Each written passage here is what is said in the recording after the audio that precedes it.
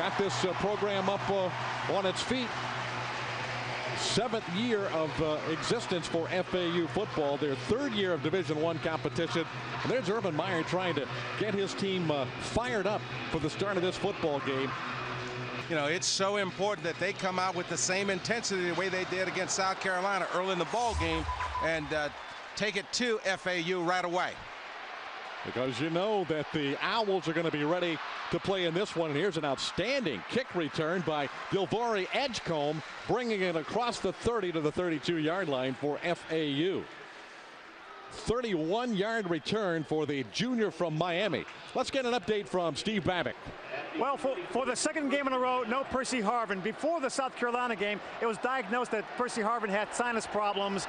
But as the week went along, they realized it was something else. He worked out that weekend, and then also it was migraine problems that occurred. So Percy Harvin out. He's at the game. They'll wait and see next week if he can go against Florida State. Well, the Gators hopefully can get the job done today. As on the first down play, Willie Rose is the ball carrier and fights his way forward to the 34-yard line. Stacked up by linebacker A.J. Jones. Rose, a hard-running sophomore from Lutz out of Gaither High School. Starting lineup brought to you by Checkers, official burger of the Florida Gators. Here are the Owls. And the tight end, Jason Harmon, is the man to keep an eye on, number 88, with 44 catches on the year.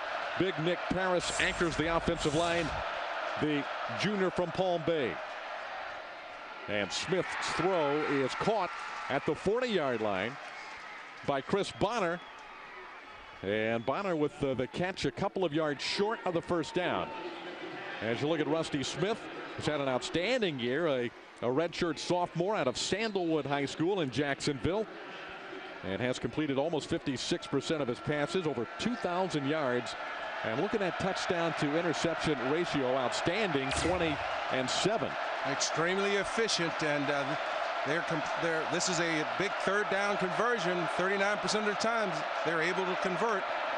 Fake the handoff, a short toss, and the pass is caught.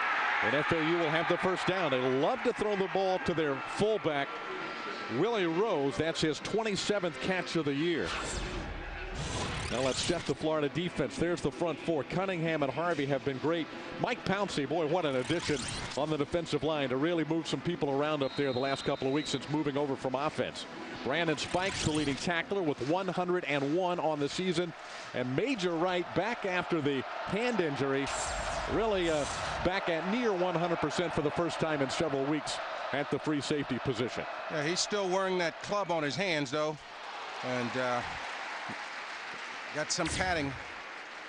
Yeah, Joe Hayden on the coverage that time there. And, you know, Joe Hayden, when you talk about a freshman that has played exceptionally well, as we look at our keys to the game, for FAU, they want to throw the football. This is a defense that's giving up almost 250 yards a game against the pass. Defensively, they want to stop the run, force UF to throw the football. Florida's been gashing teams running the football. And then offensively, they just want to stay away from the turnover. Don't do anything to help this team out. They're plus 16 in the turnover ratio. And then they want to get pressure on the quarterback and try and come up with some sacks, get some turnovers. Keys to the game brought to you by Chevrolet. Visit Chevy.com and find out why Chevy Silverado is the 2007 Motor Trend Truck of the Year. Gators stuff the run on 2nd down. It's 3rd down, and a hurry-up offense for the Owls. Offense coordinator Gary Nord has them lined up. It's 3rd and 9. Smith hit as he throws, and the pass is incomplete. Good coverage by Hayden, the aforementioned freshman cornerback out of Maryland. A terrific freshman year for Hayden. Well, we get good pressure coming from the backside by Derek Harvey, but then Joe Hayden, for the 2nd time in this drive, runs the route for the receiver. He's in better shape to catch the football as they try and get the ball to Chris Bonner. Both times, Joe Hayden makes the play. Mickey Grudy is the freshman back to punt the ball for FAU. And the Gators have Jared Faison back to return the punt. So no Brandon James on the opening punt. It's a short kick. And there is a flag on the play. That's only a 19-yard punt by the freshman. Offsides, defense, 5-yard penalty. Repeat, That's fourth just a down. lack of concentration here, isn't it, Nat? Yeah, lack of concentration, but if FAU don't fake it and go for it. Well, they're sitting at the Florida 46. Faison is back to return the punt. They will kick it away. This is not Brandon James, who's one of the more explosive punt returners in college football. So we'll have to get Steve Babbitt on that as far as Faison returning the punt. Brandon James, it looks like, is not available for today's game. Another key playmaker for the Gators that will not play today. Tebow's first pass is caught by Andre Caldwell at the 31-yard line. A 16-yard connection to Caldwell, who came into the game needing only 9 receptions to pass Carlos Alvarez, #1 all-time in the Gator pass-catching career list.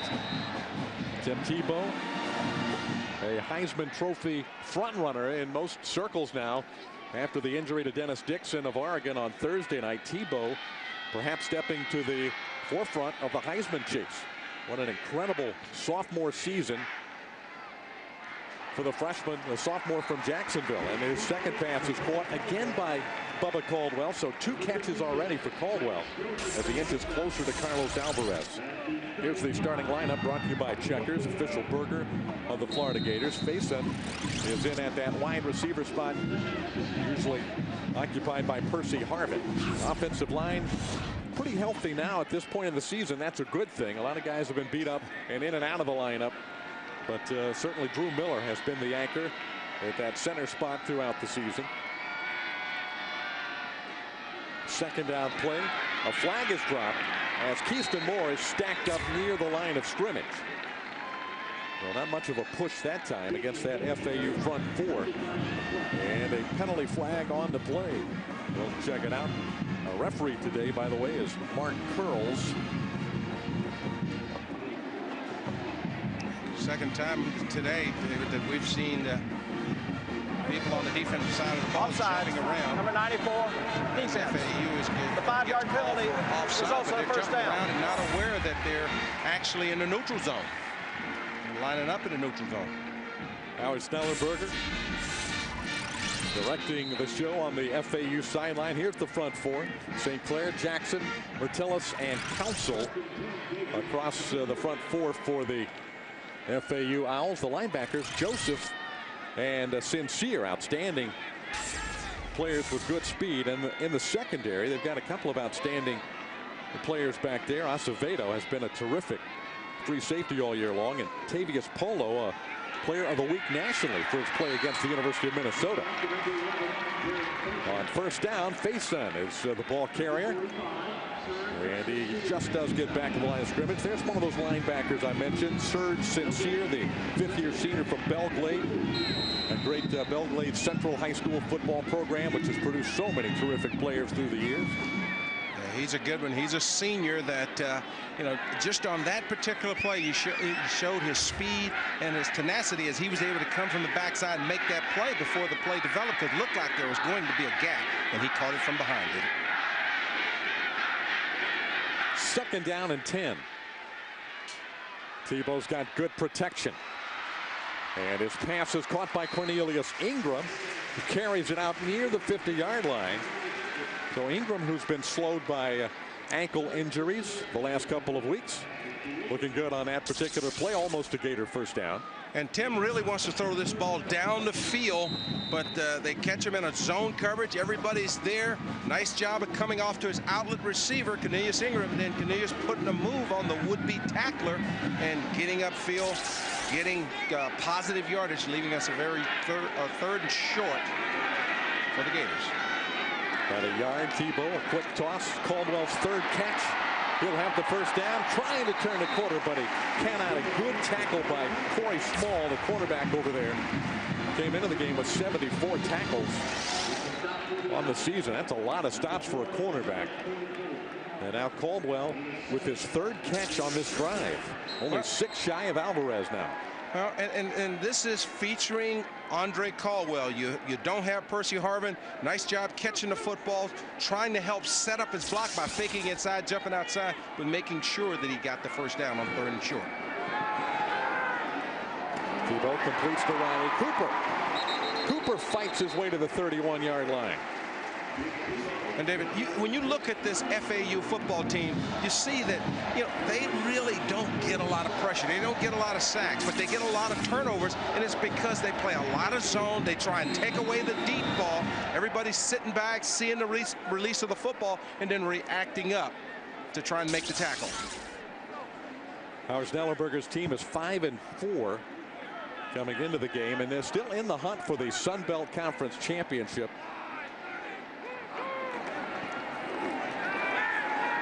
Tebow over the middle. He's got a receiver. It's Caldwell.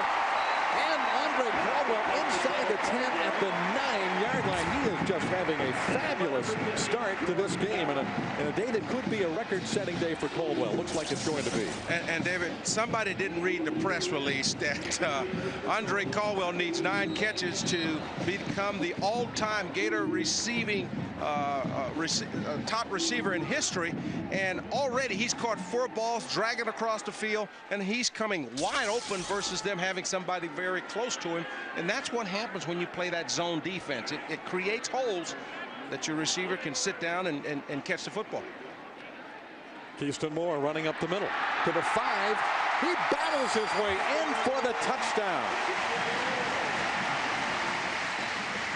9 yards by Keyston Moore, and the Gators make it look very easy on their first offensive possession. 85 yards on the drive, and Moore carries it in for the final 9. And it's good to see Keyston Moore running tough and running hard inside the tackles, David. He's a guy that had some problems putting the ball on the ground, but they give it to him today, and he reward him with a 9-yard touchdown. Broke a couple of tackles along the way, and Joey Ehas adds the extra point. So Florida's defense shuts down the Owls after FAU picks up 1 first down, and then the Gators march 85 yards to get on the scoreboard first in Gainesville. There you see the numbers on the drive, and Florida just dominating on that particular possession. Gators young and old celebrating. Nice job starting the ball game by the offensive line of first pass protecting, keeping Tim Tebow clean, and then creating space for the running backs to run with the football. Ehas kicking off. Edgecombe will field it at the 4. Justin Williams flying down the left side of the field. Came in there and made the stop at about the 15-yard line. Only an 11-yard return. Much better coverage by Florida on that kick. Well, he had a monster game against Minnesota out of the Big Ten earlier in the year, completing 27 passes for a school record 463 yards.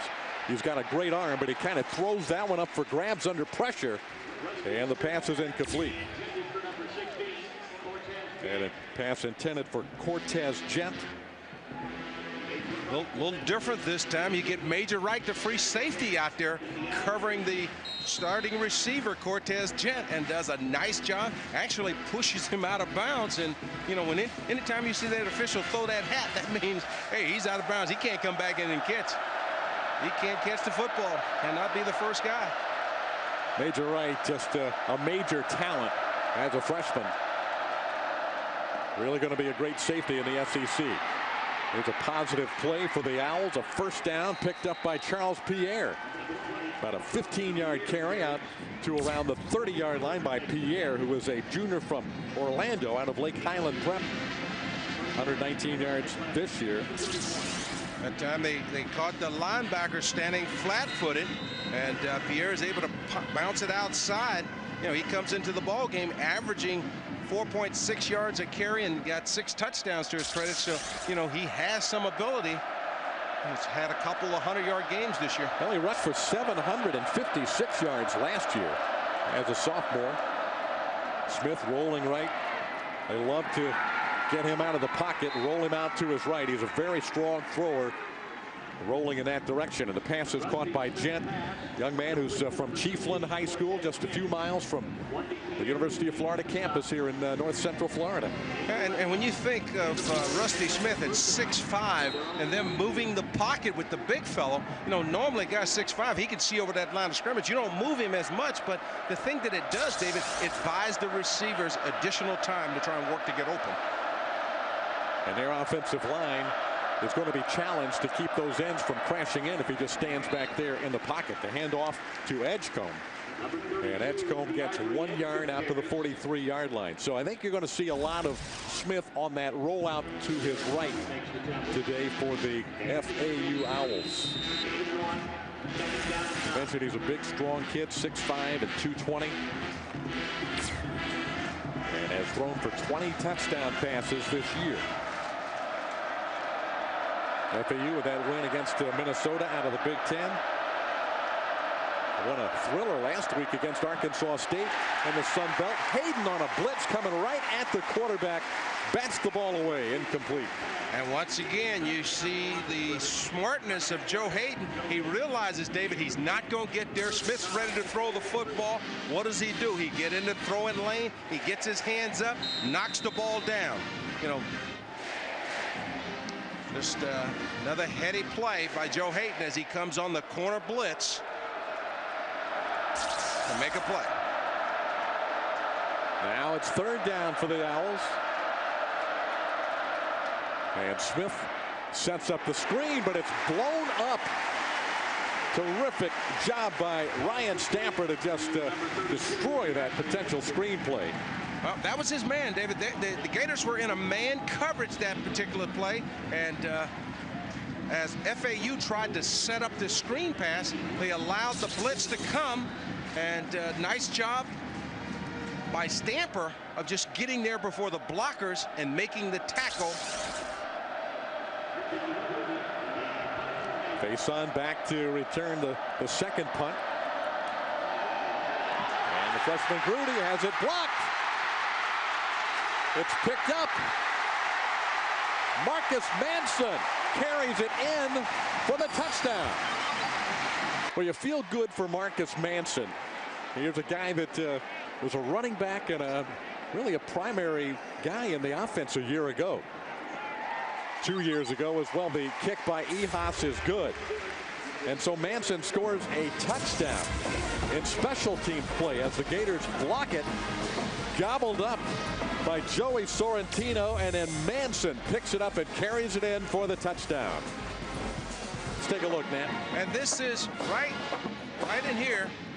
You'll see the guard will kick out, and Joey Sorrentino comes in, blocks it, and then Marcus Manson comes in. Sorrentino tries to pick it up, not able to pick it up, but then Manson comes back, picks it up, and runs it in. But David, the reason I wanted to come back to this play, not to show the touchdown, but to show you what happens when, if guys are not frustrated because they're not playing. Manson is a tailback that came here, that very heralded guy that, you know what, he went to defense, he's still not a starter. Then you look at Joey Sorrentino, he's a wide receiver. You know what, there's plenty of ways to help your football team win, and those two guys just showed you how to do it. Well, you got to like it for Marcus Manson out of Tuscaloosa, Alabama.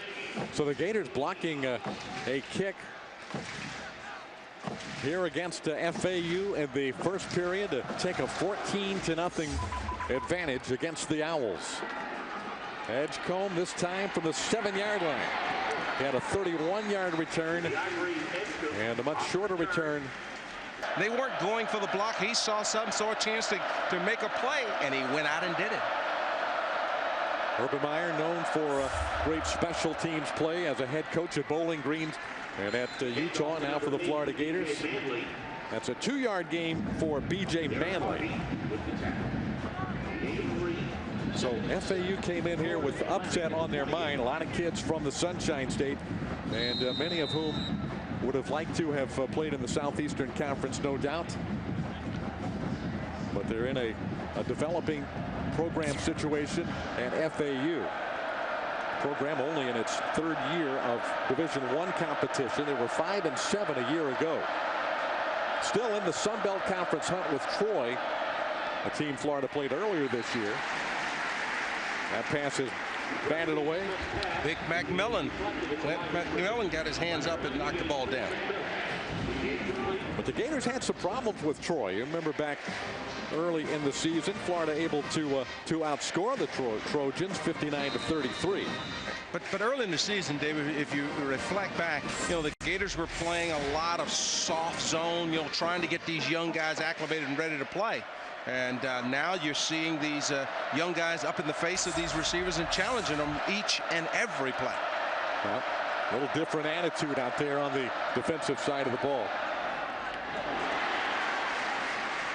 Smith throws it a little bit high, intended for the tight end Harmon.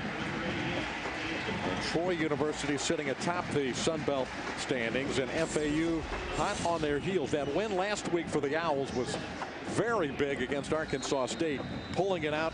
They scored 2 late game scores to escape defeat last week against Arkansas State and stay in the hunt. And the Owls are trying to punt the ball away once again. It's a good kick, and Faison retreating to the 21-yard line. Sophomore from Tampa brings it out to the 27, and that's where Florida will take over. The Wildcats playing the Georgia Bulldogs in Athens. On the option, Tebow tosses it inside to tight end Aaron Hernandez, and the big freshman out of Bristol, Connecticut, running over Owl defenders across midfield to the 41-yard line of FAU. There's a flag on the play. Wow. You know, it's amazing with this coaching staff, David. Last week, big Hernandez caught a little short pass, and he showed him what he could do when he got the ball in there in his hands, and all of a sudden you're running the shovel pass to the tight end. Wow. That's one we haven't seen. That's something for Bobby Bowden and company to take a look at on film. Offense.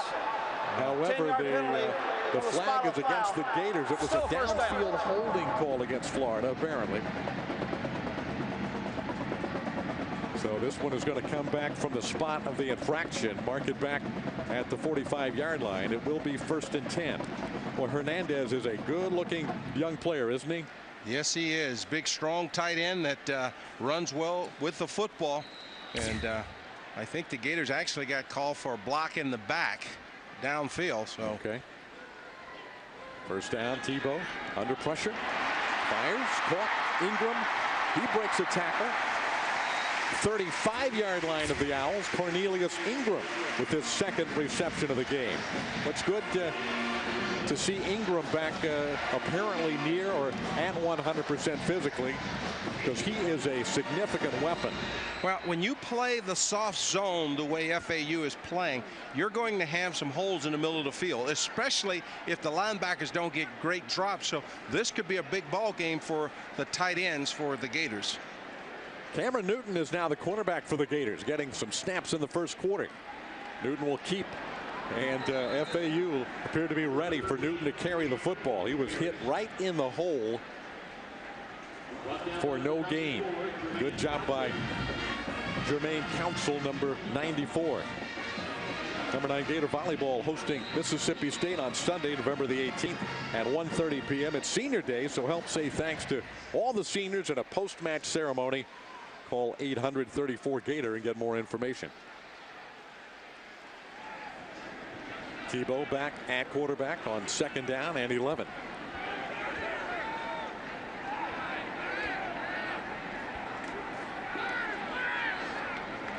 Faison open at the 30. He has terrific speed, maneuverability, and he is chased out of bounds at the 17-yard line.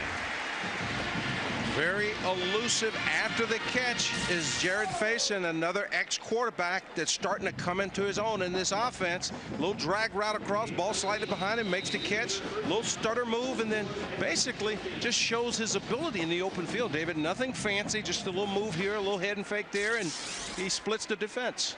Getting a chance to play with the Percy Harvin situation, those migraine headaches continuing to plague Harvin this week.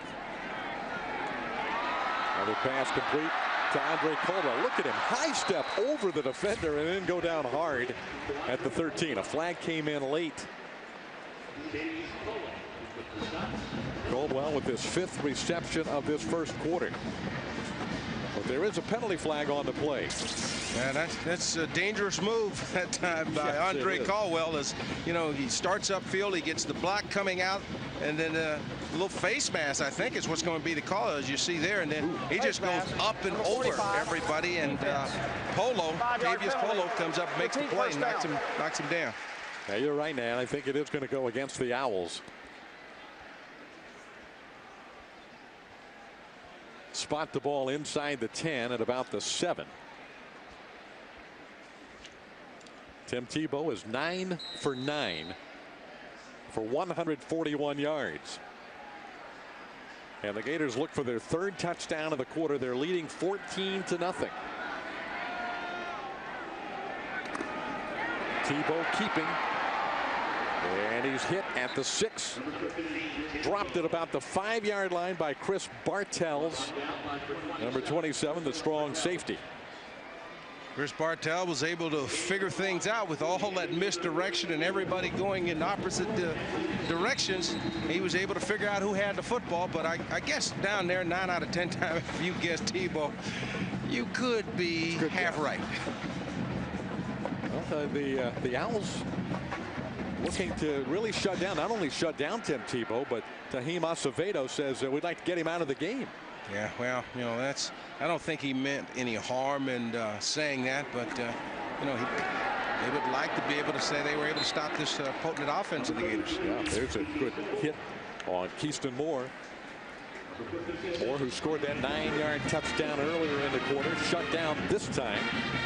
Linebacker Franz Joseph, the junior from Fort Lauderdale.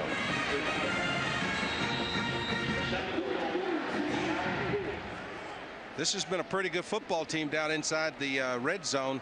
Of 39 opportunities, they've only allowed 20 touchdowns. So, you know, a little over 50%, 51% of the time, teams are able to score touchdowns, but they usually force them to settle for field goals or they take the ball away. So, of course, you got to consider the Gators have been very good in this situation. And that shovel pass is incomplete. That is not a fumble. That's an incomplete pass.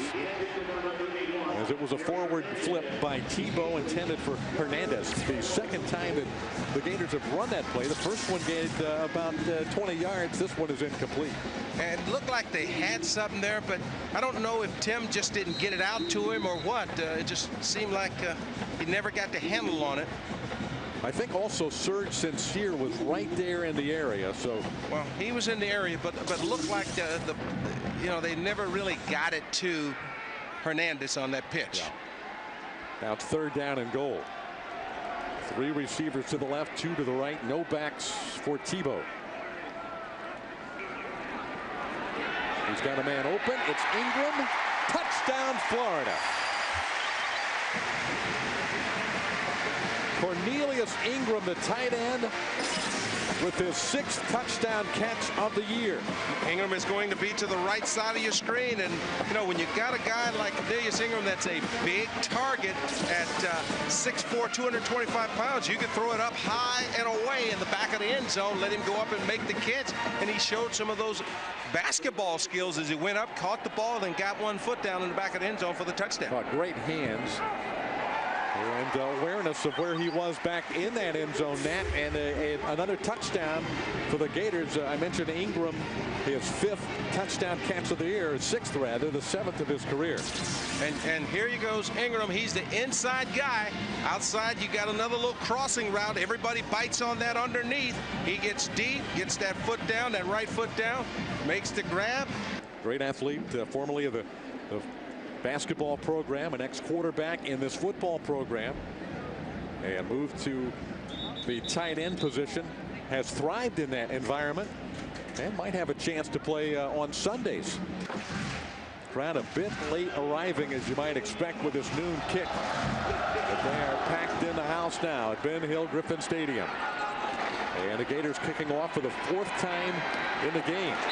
And Edgecombe is tripped up at the 20-yard line by Cade Holliday. And just a 17-yard return. Cade Holliday, the son of assistant coach Doc Holliday. Rusty Smith trying to get something going. His offense has yet to find traction against the Gators. Play action fake. Edgecombe on the catch. A.J. Jones, really an improving player, a young linebacker for the Gators with the stop. Let's go to Steve on the field. Well, it's good to see number 51, Brandon Spikes, back in the game because Spikes played the first series and then came out. Ryan Stamper had been at middle linebacker, and they were taking a look at Spikes, but he was able to shake whatever was wrong off, and he's back in the game. But it was good to see Ryan Stamper play the middle because Charlie Strong says one of the best players on this defense, Ryan Stamper, he could play all 3 linebacker spots. Well, he started against Georgia. That's how much confidence the Stamp has in Stamper. He's a solid player. Running play, Pierre, 1 yard to the 27. Gators are doing a real nice job of seeing the football. Pierre looked like he had a hole there that time, David, but the Gators were able to get off their blocks and get around his feet and make the tackle. Gators impressive the last 2 games in the SEC with the 49-22 win against Vanderbilt 2 weeks ago and 51 points scored at South Carolina. Gamecocks did score 31, but that game not really as close even as the score indicates. Smith firing and a good catch up the sideline by FAU. That's Lester Jean out of Miami's Norland High with a terrific catch and a 23-yard play for the Owls. Lester Jean gets a good clean release, and it just shows you give Rusty Smith some room to throw the football. He's going to throw it out to your left. He's got a nice clean pocket, and it takes Major Wright coming over to knock him out of bounds. But once again, whenever you give a receiver a good clean release, it makes it very difficult for the safety to get there. Owls' 4th first down. Pass caught by Jean again. Jean with 12 catches on the season. There's a flag on the play. They had a big game against Minnesota when Rusty Smith was throwing for 463 yards. Jean accounted for 83 of them and has a couple of catches here, but this is going to be a penalty. Preliminary indication against Florida. Well, Howard Schnellenberger deciding whether he wants to take the play or the foul. Offsides, number 90, This is a defense. big play, a big 5-yard penalty, repeat first down. positive play. So Into the first quarter. until the Gators find a way to stop it consistently, we're going to continue to see this. The football is at the 45-yard line, and quarterback Rusty Smith engineering an FAU drive. His pass should have been caught, but it is incomplete, intended for Chris Bonner. Had a chance to make a big play if he catches that in full stride, but he could not hold on. A sophomore from Tampa. I think this ball is slightly behind him as he reaches back. And believe it or not, if it's not for spikes, Chris Smith is able to throw this ball in front. But because of Spike's ability to get in the throwing lane, it forced him to throw the ball behind Bonner. Should have been a completion, however. It's 2nd down. And it's a reverse. And some running room to the 30-yard line for Rob Hausler. Brought down at the 29-yard line. So Jet takes it one way, and then it comes back to Hausler the opposite. And the Gators had a lot of people pursuing in the wrong direction. Yeah, a little double reverse here. You get the ball to your split receiver, or should I say, yeah, your split receiver coming in motion, and then he gives it back to the slot receiver. Look like they've got the Gator defense circled, but a nice job by Joe Hayden of avoiding the tackle, slowing things down, turning it back inside, and that allowed Major Wright to come over and make the stop. Best offensive series for the Owls so far today. Edgecombe dancing up the middle to the 25-yard line. A tough 3-yard carry by Dilvori Edgecombe, a junior from Miami. A large percentage of this FAU team from the Sunshine State. I think a majority from South Florida. Howard Schnellenberger has done a great job recruiting, particularly the South Florida area, but all of the state of Florida. Yeah, Howard is a coach that I played for with the Miami Dolphins back in the late 70s, early 80s. And, that's one thing about Howard. If you give him time, he will build a program. He will get the athletes in. He's a tireless recruiter. And we're starting to see that here today. Here's the pitch. Pierre. Wrestled by Hicks at the 23-yard line and driven backwards. But an outstanding play by Jermaine Cunningham. Yep. Jermaine Cunningham is not fooled. A couple teams have ran this play against the Gators, but Jermaine Cunningham staying at home, sees the pitch to the tailback, and is able to run him down and make the tackle. Cunningham, who had that tremendous game in Baton Rouge with 17 tackles against the Tigers. 3rd down. Smith throws, batted down. Brandon Spikes knocks the ball down. It'll be 4th and 5 for the Owls. And David, we're seeing more and more of this where guys are just aware and they see the quarterback as he starts to throw the football and then just reacts to the football, gets up, gets his hands on the football. Brendan Spikes is coming on a blitz, sees he can't get there, gets in the throwing lane, knocks it down. Well, the Gator defense forcing FAU to try a field goal. It'll be a 40-yard attempt by Worley Leroy, whose season long is 46. He's got the distance, and the kick is good.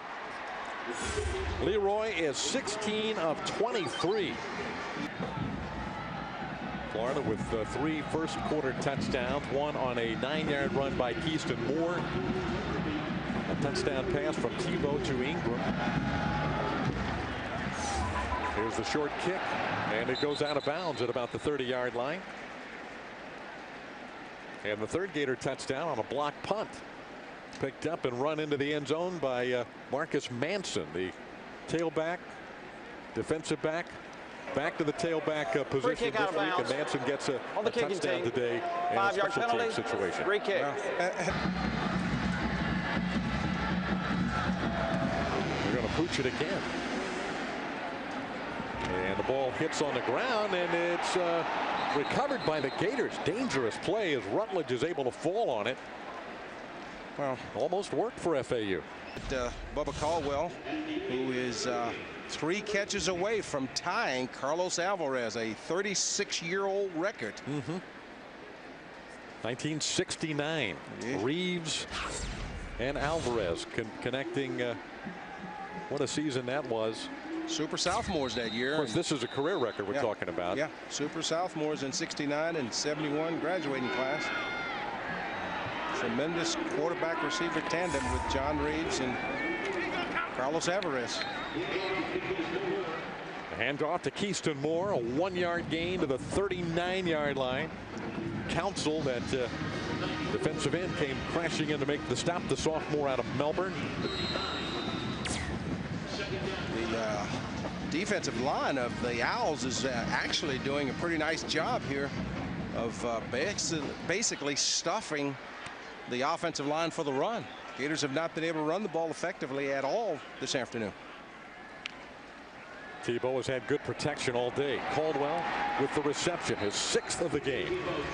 And now just 2 yards shy of Carlos Alvarez's career reception mark. Polo made the tackle. And you've got Andre Caldwell out to the right side of your screen working against their #1 corner, Polo, Davius Polo, and he just goes down 10-yard stop and turn around, and Tebow gets him the football.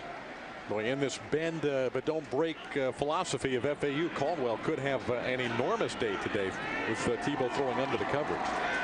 Tebow fakes, now fires. He overthrew Murphy, and it is picked off. A rare overthrow by Tebow. And Corey Small is out of bounds in Florida territory. And this is what this opportunistic defense does.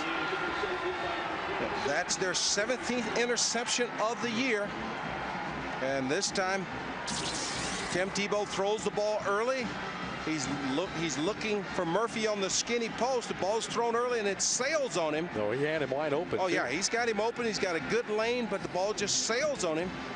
And then the ball is intercepted by Corey Smalls.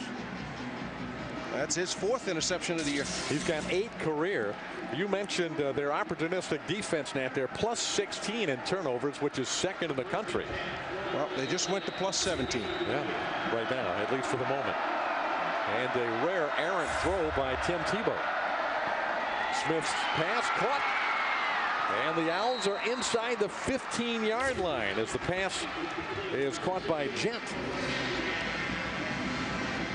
Cortez Gent, their leading receiver at the wideout spot. Now their tight end Harmon, who hadn't caught one yet, has one more, but Gent's a fine receiver.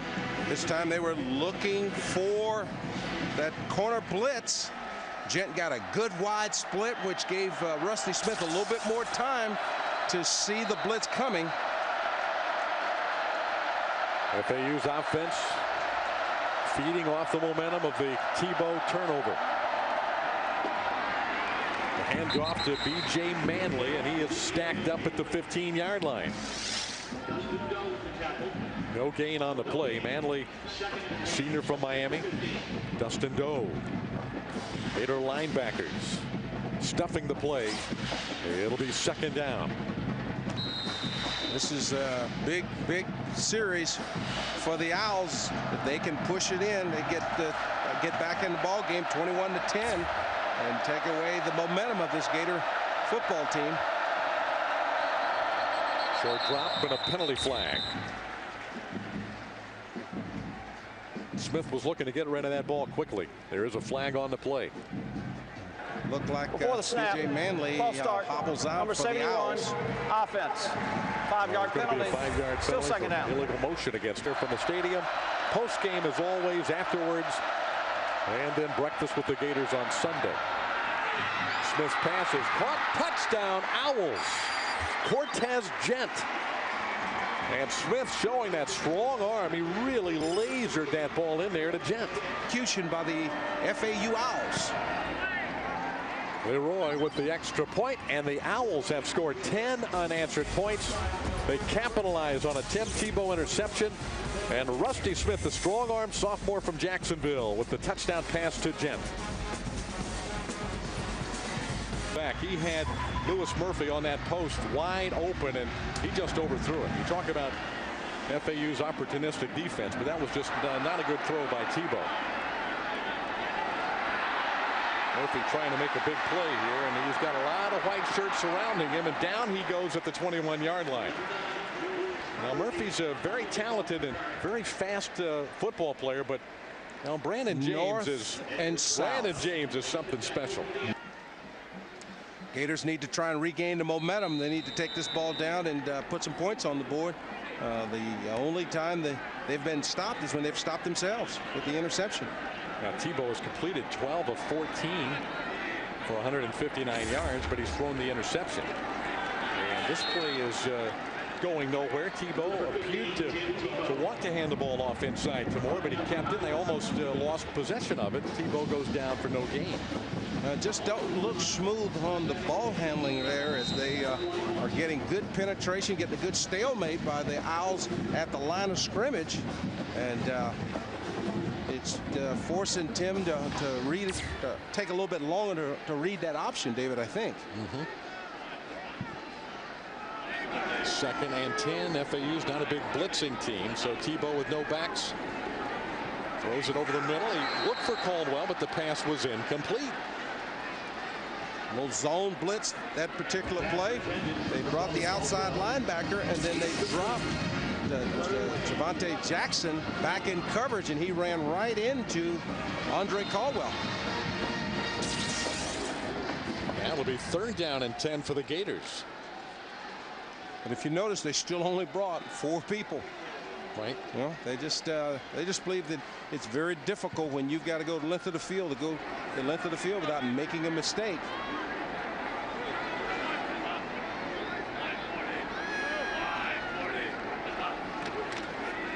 Pressure from the outside. Tebow gets rid of the football, and FAU looking for an intentional grounding flag. Did he get outside of the tackle? There's no foul. Was there a receiver in the area, and number 11 to get the ball out to his left. That was a blitz coming from the safety spot. Coming from the backside, but they showed it all the way. They had 7, 8 men up at the line of scrimmage, and you'll see the blitz coming from the backside. And just a poor job of blocking that time by the offensive lineman, big number 76, Marcus Gilbert. And Greg Joseph got in there and put a hit on Tim Tebow. Henry punting for the first time today. It's a wobbler. Low, short. Trying to field it and almost lost possession. That's Teveus Polo. Took a chance on trying to pick that football up and almost fumbled it away. Polo, the freshman from Fort Lauderdale. Florida's saying they've got it. Well, it usually comes out as who's the strongest down there in that scrum. And Gators are saying they've got it, but the referee says nope. The Owls have recovered. Teveus Polo may have been the man on the bottom. I think he did come out with the football. No, he did not. No? Number 43 for the Gators, which is James Smith. All right. Took a chance trying to pick it up and run with it. The Gators still lead by 21-10. Football team in for its first touchdown of the game on a 20-yard completion to Cortez Gent. Now they've got the ball back. And he fires, and it's complete again. So Smith beginning to find a rhythm as Chris Bonner holds on at the Florida 45-yard line. And this ball is out in a second. He gets the ball. He's back in the shotgun. 3 steps. Ball's gone. Hard for the Gators to get there. You've seen they've tried to knock it down a couple times. And once you get the linebacker overrunning, leaving that zone, he just throws around the linebacker, spikes. Another reception. Run ball to Edgecombe this time, and a good tackle by Brandon Spikes. Edgecombe might have had a big gainer there if not for the shoestring grab by Brandon Spikes, the sophomore. Yeah, this play starts to come out of the front door, and Spikes sees this, able to fight off the block of the fullback and then make the play. But if not, Edgecombe's probably off to the races, and that could have been a touchdown. Edgecombe frustrated that he couldn't break the tackle of Spikes. Second down. The Owls marching again. The tight end Jason Harmon has yet to catch a pass, and he came in here with 44 receptions, their primary target. And Greg Madison compared him to the Gators' Cornelius Ingram earlier this week, said he's a big-time player. Number 88 so far has yet to catch one. Madison had great respect for the FAU offense. He says, you're looking at a team capable of doing very much what Troy did early in the season with Rusty Smith and some playmakers on this Owl attack. Smith has good protection and a good catch. Once again, Bonner, and the Owls march it to the 25-yard line of Florida. And David, what a good job by not just the receivers, but also the running backs picking up the blitzer. Nice job there by the running back getting Spikes on the blitz, and then Bonner, a little corner route, and just does an outstanding job catching the ball in his hands. And if you're looking for the Gators to make a play and force a turnover, this FAU team has done a great job of taking care of the football this year, and the Gators have not forced a lot of miscues. This play broken up on the pass completed to Gene, but the Gators had a lot of blue shirts surrounding him, and Joe Hayden at the bottom of the pile. Let's get an update from Steve. A few plays ago, David, we saw that nice tackle by Brandon Spikes. Boy, has he developed into the linebacker that the Gator defensive staff hoped he would be, replacing Brandon Seiler. Solid against the run, getting better and better with his pass drops and coverage. And then earlier, we saw him check the running back, come in the passing lane, and get a pass deflection. Brandon Spikes is simply becoming one of the better linebackers in the SEC right now. Joe Hayden is a little hobbled there, guys, and starting to come out of the ball game. The trainers go out to meet him. Marquise Anderson comes in to replace him. Hayden, a valuable player in the Florida secondary, but only a freshman. However, he has come on quickly and very strong. There's Anderson, who was the expected starter at one corner position this year, but suffered a knee injury in camp just before the start of the season and had another injury about a week later. Just hadn't been able to get his legs under him for most of the year. So Anderson is on the field. It's second down and 11. Gators come with a blitz. They pick it up. The receiver's open. It is incomplete. Overthrown was Lester Jean, and he had a couple of steps. Yeah, one of the things that has hampered Marquise Anderson is his inability to run with that bad knee. He's not 100% yet, but he's giving it a go. Great protection by the Owls offensive line. Gene has a couple steps. He just overshoots his intended target. Yeah, that could have been 6 for the Owls. Yeah. It's third down and 11 at the 26-yard line. Anderson just hobbled off himself as looked like that knee's still bothering him as well, David. Blitz up the middle. And Smith throws it into the ground, incomplete. It's going to be fourth down for the Owls, and they'll send their field goal team on to try and cut the lead to 8. Good stop for the Gators, keeping them out of the end zone. Had a near miss when he had Lester Jean open in the back of the end zone, wasn't able to hit him, but good pressure by Jermaine Cunningham, forcing Rusty Smith out of the pocket as he tries to get the ball to his fullback, Dominic Walker. 43-yard attempt now by Leroy. Was already hit from 40 today.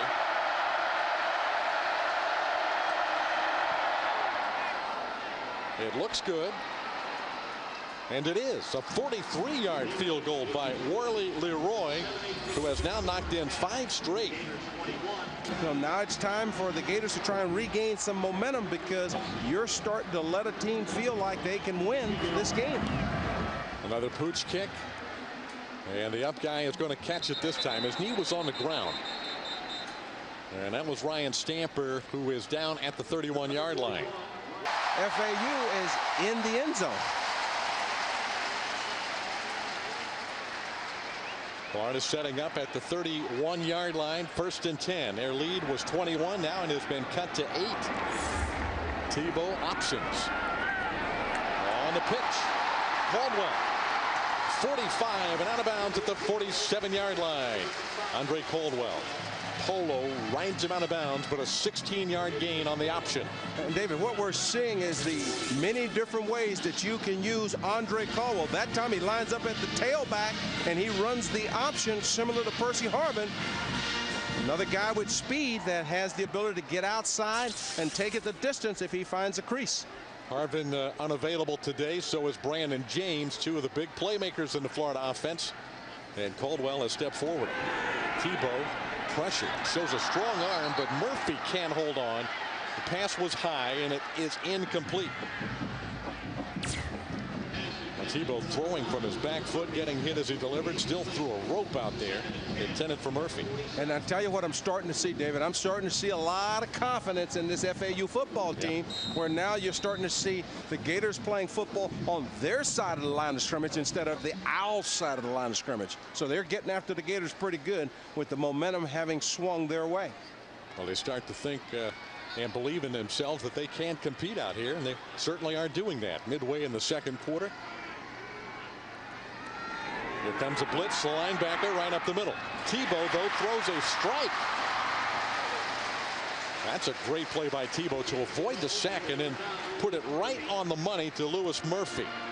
Nice job of throwing the football on the run. He gets pressure right up the middle. Now he's going to scramble out to his strong side, his left side, and he's able to pick up Lewis Murphy coming across the middle. Now what you'd like to see Lewis do is eventually turn this upfield and start to try and pick up additional yardage. You know, that should have been a 1st down. Instead, it's 3rd and 3 because he ran lateral the whole time. Florida's offense needs to pick this 1st down up to gather a little momentum back. FAU has taken that away from them here in the 2nd quarter. Bringing a lot of folks. Floats it up for Caldwell. He's got it. Andre Caldwell is tripped up at the 5-yard line. Tavius Polo saved a touchdown for FAU. But what an outstanding job by Tim Tebow, because he mishandles this snap. He gets pressure, and then under the gun, you know, he's able to reset his feet and just lob the ball. He throws this early. He knows they can't pick the blitz. He throws it early, and he throws a perfect pass to Andre Caldwell going down the sideline against Tavius Polo. FAU is not defending as the Gators expected. They have really started selling out, blitzing Tebow time after time. That time Tebow made him pay. Flag down. Tebow to the 4, but there is a penalty flag upon the snap of the ball. George Allen, a linebacker, number 50, made the tackle. Tebow has already thrown for over 200 yards today, 14 of 19. And Bubba Caldwell has 103 yards reception. Offsides, number 96, defense lined up in the neutral zone. He was offside. Half the distance to the goal. Move the football inside the 3. 3rd time today that we've seen either the Gators or the Owls line up in the neutral zone and get called for offside defensively.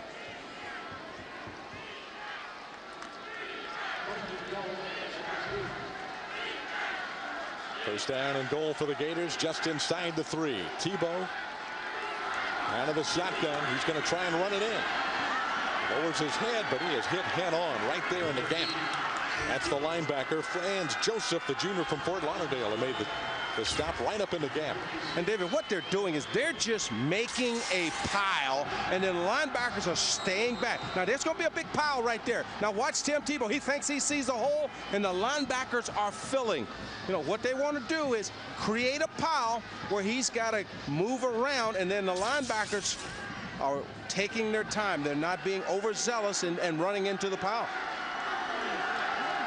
Tim Tebow is a marked man by that FAU defense. He'll roll out to his right, try to get it in the corner, and he does.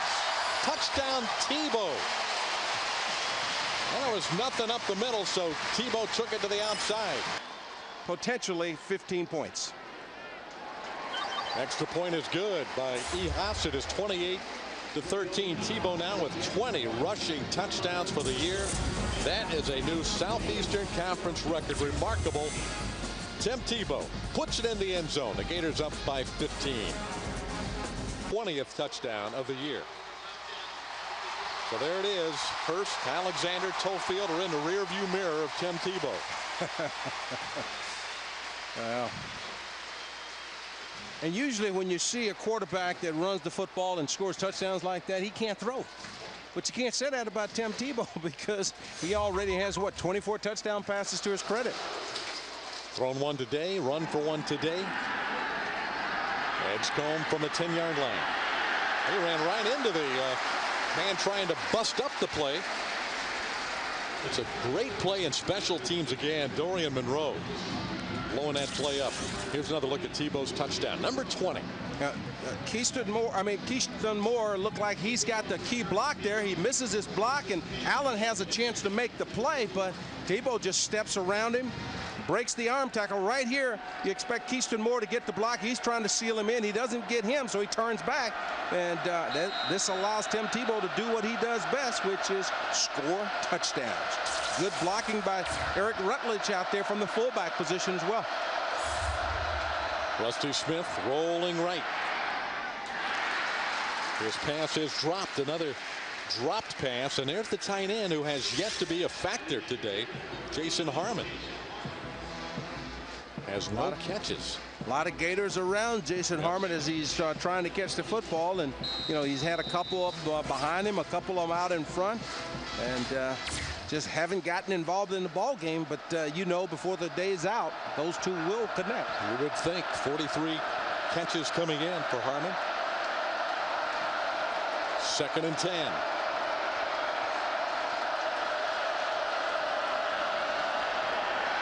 Smith going deep. Intended for Gent. He's got it at the Florida 44-yard line. And what an outstanding adjustment on the football by Cortez Gent. It really was. As he's looking for this ball to be thrown inside, he's working against Joe Hayton. But look at the protection and the time that Rusty Smith has to throw this football. He just launches it outside, and Gent's able to turn around and catch it over his outside shoulder for another first down for the Owls. Big completion. Smith has now passed for 161 yards. The Owls have not been able to run the ball effectively, consistently today. This one getting only a couple of yards. Charles Pierre. And David, this is not a big running football team. They throw the football. You know, Howard Snellenberger has been outstanding with quarterbacks in his history in college with Jim Kelly and Bernie Kosar. You know, you just go right down the list, and you know, if you give him a guy with some talent, he will develop them into a pretty good quarterback. 2nd down and 9. Short drop. And again, Smith delivers it in there to Gent. Well, he really has a laser arm, doesn't he? Well, and very accurate too.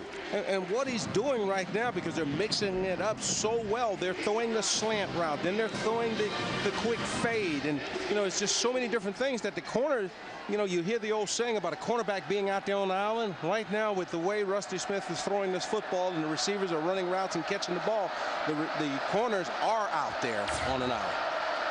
Hayden is back, but he's been victimized a couple of times here, and they're going at him again.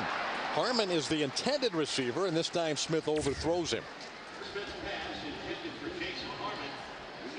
Joe Hayden is 5'11", and they take a chance. They try and isolate 6'3" Jason Harmon, the big tight end, on him one-on-one. But it shows you the skill and the confidence they have in Jason Harmon that they'll put him out there on a cornerback and let him run routes like a wide receiver. And again, Harmon is lined up opposite Hayden at the top of your screen on 2nd and 10. Willie Rose with a nice run, still on his feet across the 25 to the Florida 21. And that's going to be a FAU first down, a 13-yard carry by Rose. Trattou made the tackle for the Gators. Gators are in pass coverage, and they give the ball to the fullback. He doesn't get it much, but usually when he gets it, he does pretty daggone good with it as he picks up another Owl first down. Breaking tackles along the way. Rose 6'1", 227. 1st and 10 for FAU. Hand off Pierre. Might have gotten back to the line of scrimmage. A.J. Jones was there along with Justin Trattou. Gator men's and women's basketball team going to play the doubleheader on Tuesday, November the 20th. The women taking on Prairie View A&M at 5:30, and then the men against North Florida at 8 p.m. If you'd like ticket information, visit Gatorzone.com.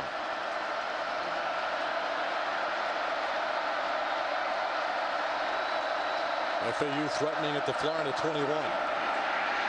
Smith pursued by Dunlap, throwing, and it is complete near the goal line. Cortez Gent is again the receiver. And what you like about this play, if you're an Owl fan, is the way Cortez Gent comes back to meet the football. Rusty Smith gets outside the pocket, a tremendous athlete at 6'5", and then he's able to square his shoulders and get a lot on the football.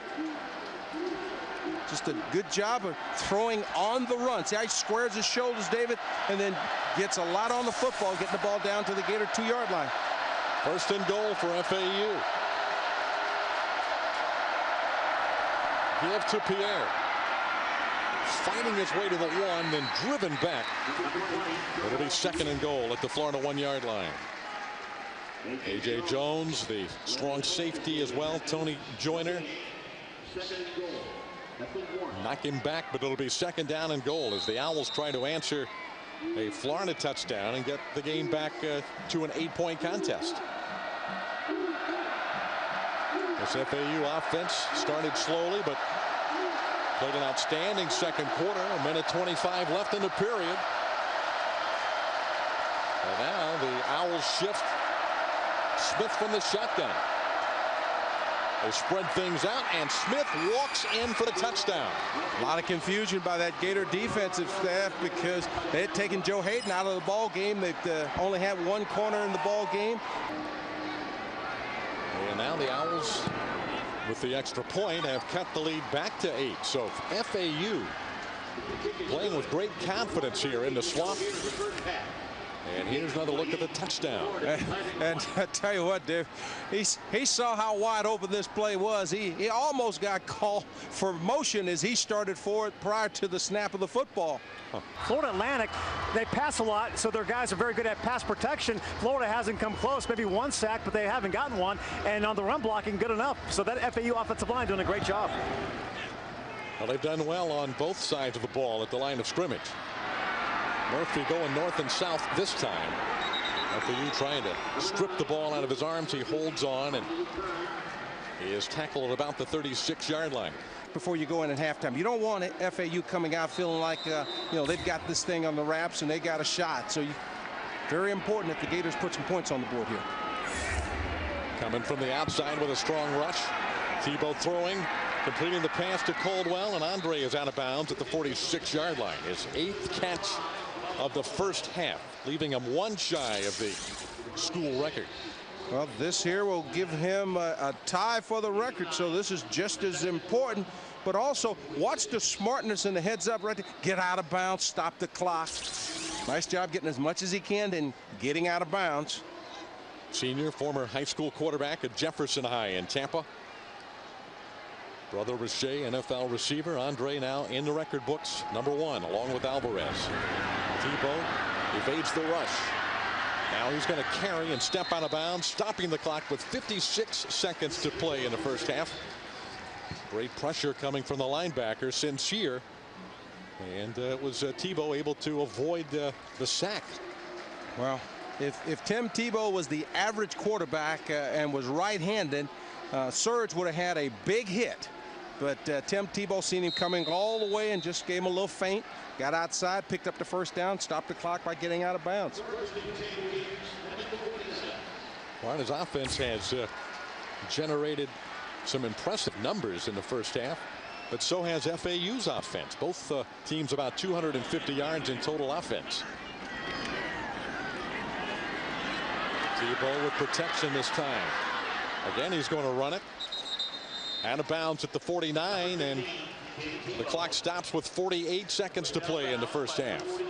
And there we see what a zone defense does for you, especially when the linebackers get good deep drops. There's just nobody open down the field, and Tim Tebow waited as long as he could, David, before he broke the pocket and then decided to get out of bounds. But you know, when you look at the all 22, you see the linebackers getting good drops, everybody staying in their lane. There's really nowhere to throw the football because there's a white shirt next to every Gator receiver, and Tim wisely didn't throw the ball up for grabs. FAU's doing a good job of mixing up their defenses now after being very vanilla early in the game. Tebow hit as he throws. Keyston Moore with the catch. This time he does not get out of bounds at the 46-yard line of FAU. There's a flag down, however, at the line of scrimmage. Good tackle by Corey Small in the open field. This flag going to go against the Gators. What was the signal, man? I missed it. Illegal motion? Illegal motion. Like it's, Number 9, offense. 5-yard penalty. Repeat second down. So we'll repeat second down. The clock still at 43. Urban Meyer's Gators trying to get some late second quarter points after they led by 21 in the first quarter. The Owls come storming back.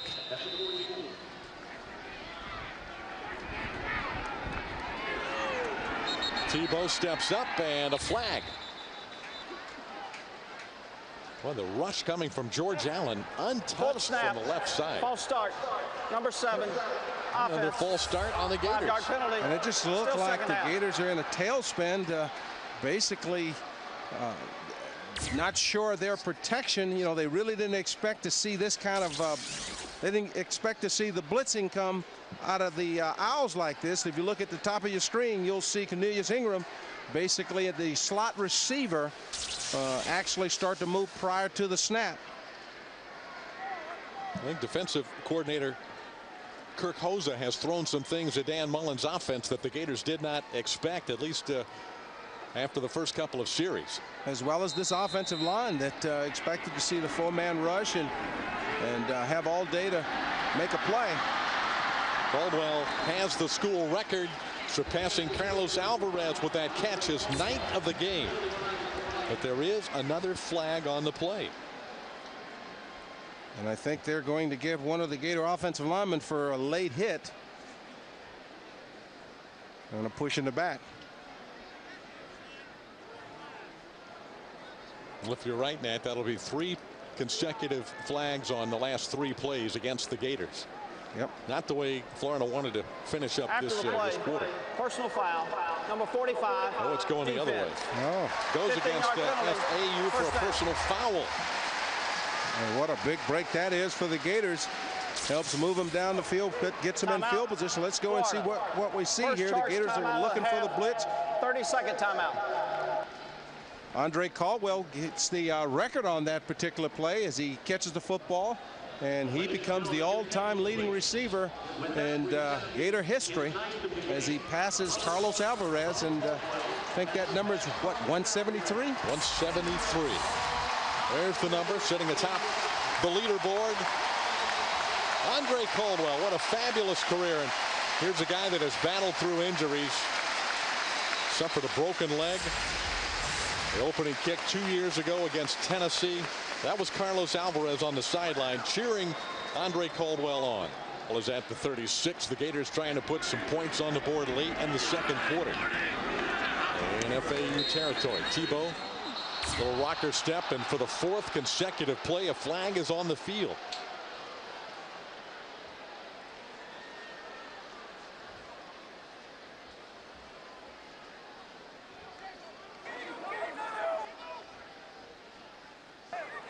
Before the snap, false start, number 81, offense. 5-yard penalty, still first down. False start on the offense. Reset the game pointed clock toward FAU, 27 seconds. It's 5 yards against the Gators. Gators just seem to be mentally not be into the ball game, David, as they continually make mistake after mistake. And they could find themselves in some serious trouble in the second half if they're not able to turn this thing around. FAU has the confidence and the momentum. Tebow throwing it. Was it a one-hopper or a catch? They're going to say a catch for Caldwell. And a super job by Andre Caldwell, going down to both knees, getting both arms underneath the football for the reception. This play is going to happen right in the middle of the field. He comes in, big hole there, goes down, makes Florida. sure of the reception. Second charge timeout of the half. 30-second timeout. Yeah, great job as Caldwell now has 10 receptions in the first half, and he eclipses Carlos Alvarez. Steve Babbitt. Thanks, David. First of all, Carlos, I know you wanted to be here to see this. Congratulations to you for that long record, but I know that you're proud to see Bubba Caldwell break it. Very proud of Bubba. Very proud of him staying through all the injuries he's had. He's having just a fabulous game, and I can't be happier for him. Carlos, you did your record in 3 years. I know I did it in 3 years. There's a lot of different things that go into it. But let me tell you, Bubba deserves it. He's having a great game today, and he may break the single game record if he keeps it up. I mean, he's really a fabulous player. You had a chance to come to Thursday's practice. You talked to Bubba Caldwell. What'd you tell him? I just tell him really on behalf of my teams, on behalf of all the Gator Nation, how proud we were of him. And the fact that he stayed that last year and played for the Gators, we're really proud of him. Carlos, glad to have you here. Thank you very much. It's a pleasure, always. Thanks, Steve. A class act, Carlos Alvarez. Caldwell is the intended receiver, and the pass was overthrown. Bubba was being tied up by Tavius Polo. Let's look again at the catch by Caldwell that set the record. And this is pretty much just a little bubble screen where he catches the football, but then he shows you what a tenacious runner he is after the catch, how valuable an asset he is. Doesn't have to be thrown down the field 15, 20 yards for it to become a 15-yard reception because of his ability to run with the ball after the catch. Well, you think about all the great receivers that have come through this university in 101 years, and Bubba Caldwell is number one. Tebow, Ingram, open, great catch, touchdown Florida. And David, we talked about answering the Owls' touchdown center. It helps a little bit. That's a great catch by Ingram. The extra point gives the Gators a 15-point lead again with 9 seconds left. And Ingram has his second touchdown catch of the game. This one really one for the highlight reel for Cornelius. And David, what he did, he gathered himself so that he could go up at the highest point to make that catch. And then still being aware that he's not in the end zone, he catches the football. He's right here in the middle of your screen, right there. Now watch him go up high, catches the football very softly in his hands, comes down, gets into the end zone for a Gator touchdown. Here's a guy that plays hard with great pride and has that great size and strength, enthusiasm for the game of football. An important player, and it looks like he's going to be all right, helped off the field. What about Cornelius Ingram, the converted quarterback? Made a good catch on his first touchdown of the game, but stepped it up a notch. That degree of difficulty on that last one was extraordinary, as he's able to put 2 of them in the end zone here in the first half. And both receptions, you see him going up, catching the ball in his hands and showing that confidence that a lot of receivers don't have. They want to try and body catch everything. Total yardage is 298 for the Gators, 254 for FAU. We still have 30 minutes of football to play here. Well, you're talking about 2 football teams that throw the ball exceptionally well, and they both have thrown it exceptionally well here in the first half. Have they ever? Many believe the Heisman front runner. We'll talk more about that in the second half of the game. But the great part about that is he averages 4 touchdowns a game, but 2 of them are basically running and 2 of them are passing. This pass was caught down there. Bonner came up with the football Into the second at quarter. about the 6-yard line. Now time is gone in the second period, but you can just add on about 50 more yards to that FAU total. They're not going to get any points out of it. Coach, first of all, your thoughts on the first half. A very good start to the game. A good start, but we got to play much better defense. I think the drive at the end of the half is a big momentum build, but we're down some personnel. Joe Hayden, it looks like Mike Pound's got to find out what's wrong with him, but we got to play much better defense. Coach, what you like about that last stretch of football? Some good football down there. Nice catch by CI. Yeah, that was a great catch by CI, and Bubba's doing a great job. But we just got to, our line's got to protect Tim a little bit better. He's getting scrambled out of there, but Tim's making some plays, and so CI, that was a great play at the end of the half. Coach, special play for Bubba Caldwell. Broke the record today, I know, and Carlos Alvarez was here to see it. Just got to win this game. That's most important. Thanks, Coach. Well, I guess it shouldn't be a big surprise that Howard Snellenberger's Owls have been able to throw the ball as well as they have. The Gators have struggled in that department all year. On the opening kick of the second half, Lewis Murphy almost takes it all the way, and he is brought down at the FAU 43-yard line. So Lewis running north and south on that particular kick return. He still too much east and west in the first half, but nothing but straight ahead for Murphy on this carry. And the Gators are in great field position at the Owl 43. And he hit it. You know, a lot of times you want to go north and south, but you're dancing and you're still trying to pick your way. That time Lewis Murphy made one move and just split the defense and came very close to going the distance. So Tebow and company with a 15-point lead to start the third period. Tebow keeps on the option. Good decision by the sophomore, and he runs it to the Owl 29. Tahim Acevedo makes the tackle for the Owls, but a big pickup on first down for the Gators in the option. Well, Tahim Acevedo was the guy that said that, you know, he was looking forward to the opportunity to knock Tim Tebow out of the ball game. Well, here's his opportunity, and you know what? Looked like he got knocked into the cheap seats. Tebow lowering his shoulder into number 9, the senior from Miami. No backs. Tebow, rocker step forward, firing. He's got Hernandez, who gets hit hard but holds on. Bartell's the strong safety, really put a licking on him. But Aaron Hernandez, the freshman tight end, holds onto the football. Big tight end knows he's going to take a lick and goes in there. This is a very risky throw this time by Tim Tebow as he fits this ball into a very tight quarter as Chris Bartell gets there right as he's catching the football, and Hernandez hangs on. Look at the numbers on Tebow. 19 out of 25, 283 yards and a pair of touchdowns. Handoff up the middle. Keyston Moore, who had a 9-yard touchdown run in the first quarter, picking up about 9 yards there. Serge Sincere makes the tackle for FAU, but a nice run and good blocking up front by the Gators. Good blocking up front. Carlton Metter has moved over to the right guard position. Marcus Gilbert is actually playing the right tackle, so good cohesiveness by Metter moving into the guard position, working with Drew Miller and Jim Tart to clear up a big gap there for the backs to run through. So Gilbert one tackle, Watkins the other. On second down and short yardage. Up the middle. Almost untouched. Keyston Moore's second touchdown run of the game. Great blocking at the point of attack by the offensive line. Now they're starting to take control of the line of scrimmage. You know, early in the ball game, the Gators were not. And a touchdown for the Gators to start the second half. And David, that's the way you punish those teams that keep going with that little short high kick, forcing you to fair catch it. Well, they give you great field position, but if you don't take advantage of it, you don't punish them, and they'll continue to do it. Boy, the Gators really took advantage of that field position this time, wasting no time and putting it in the end zone. Runs for the year, 9 career touchdown carries. The junior from Arlington, Texas. Edgecombe from the 10-yard line. Out to the 31. And the tackle made by Holiday. 21-yard return for Edgecombe for the defensive ends to make sure they keep him in the pocket and don't allow him to buy that extra time.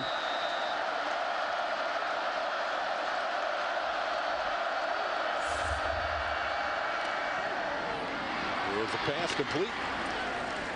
And short yardage to Pierre. Let's go to the field. There's a flag down. Well, let's check with Steve. Well, obviously a little bit of a scare at the end of the first half of Michael Pouncey. He went into the locker room. They checked his right knee. He's okay. He could go if needed here in the second half. You know, with Marquise Pouncey with the ankle sprain, and he's been held out. And if Michael Pouncey gets hurt, guys, we're fresh out of Pouncey's. Nowhere to go. That's a bad thing. That's bad, isn't it, That's Steve? a very bad thing.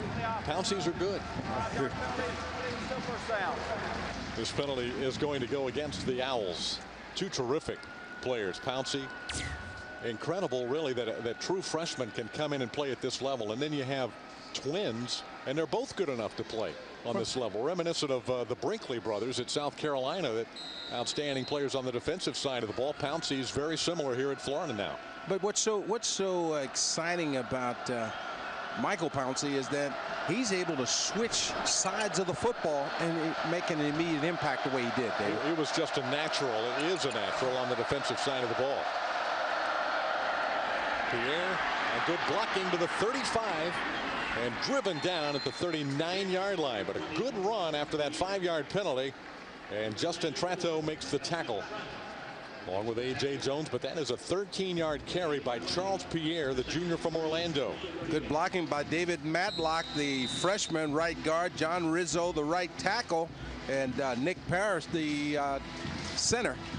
You know, this is a pretty good offensive line when you think that they've only given up to date 10 sacks and are able to close to 400 yards in total offense. Pierre hit behind the line, dropped behind the line of scrimmage at the 36-yard line by Trattou. That time the Gators did get some penetration against the offensive line, and Greg Madison, Charlie Strong looking for more of that here in the second half. Justin Trattou using his speed and quickness as he's able to split the gap and get into the backfield and actually run Pierre down from behind. He's got great speed. That freshman, another one of these true freshmen for the Gators, getting a chance to play a lot of football. Gators only returned a couple of starters from last year's national championship team on the defensive side, and has provided opportunity for young players to step up. Timeout. Florida Atlantic. First Florida Atlantic takes a timeout. And he's getting more playing time today than normal with Torrey Davis. Haven't seen him all afternoon as well. FAU looking for the first down, and they've got it. That's the first catch today from their leading receiver, Jason Harmon. Well, they threw to him 4 or 5 times in the first half, but he did not have a reception. Now he does, and he gives the Owls a 1st and 10. And David, looked like the Gators had this thing snuffed out. They read it all the way and just not able to make the play. Dustin Doe had a chance to make the tackle for a loss and just not able to wrap up. So, you know, the Gators are getting closer, but teams like to run that little inside screen back to the outside with the outside receiver coming in. And have had great success with that all year long. On the draw, the give inside to Rose. His hat comes off. He's down at the 46 in Florida territory. Steve.